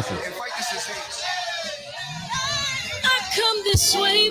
Hey, we could have put a little bit more 808s in that motherfucker. What up, Lavelle? Why not? Why not? Reggie Owens, his grandfather owned slaves, right? Was for military segregation, American segregation. Amen. Facts, man. Picasso, Blue Blood, appreciate you. Why not? Reggie Owens, Bumpy Johnson. Reggie Owens said, just when I was talking about it. Oh man, Cash G, Dave, man, what it do? D Hodges, Phil, why not? Cash G, I appreciate you, Terrence, Champion Heart E, the Bevel family, what's up, Phil? Breon, good show. It was a great show tonight, man. We went everywhere in this motherfucker. Cause the devil is a lie. I'm telling you the truth. Hey, it's all in what you do. Hey, the things you gotta do. Hey. Like, man, I'm shocked Carissa Shield would do that. I'm shocked, DB. Shocked. You still here? Yeah, you still here. Shocked. Yeah. Damn. J.A. Man, H-Con. Drew. People Hernandez. We got our 5 mics, that motherfucker. Appreciate you, big homie. Now, it's the moment of truth. Dave Jack. The devil is alive. Yeah. All right.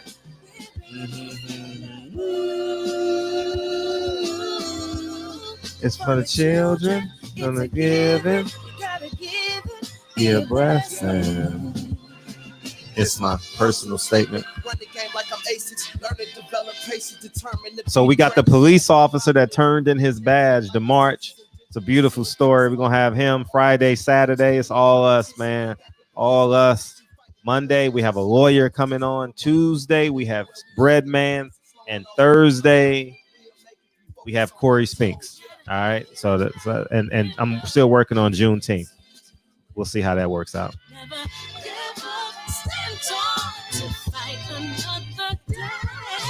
Yeah, you got to speak on that, Drew. That don't make no sense, dog. Like, I'm shocked he was misunderstood. How the fuck is a 40? Listen, I'm never misunderstood at 42. I may make a mistake, but I ain't misunderstood. Like, last time, y'all, because the devil is a lie. Hey, I'm telling you the truth. Hey, it's all in what you do. Hey, the things you got to do. Hey, hey, hey, hey, hey. So that means Steve Kim was misunderstood, DB. Yeah, right.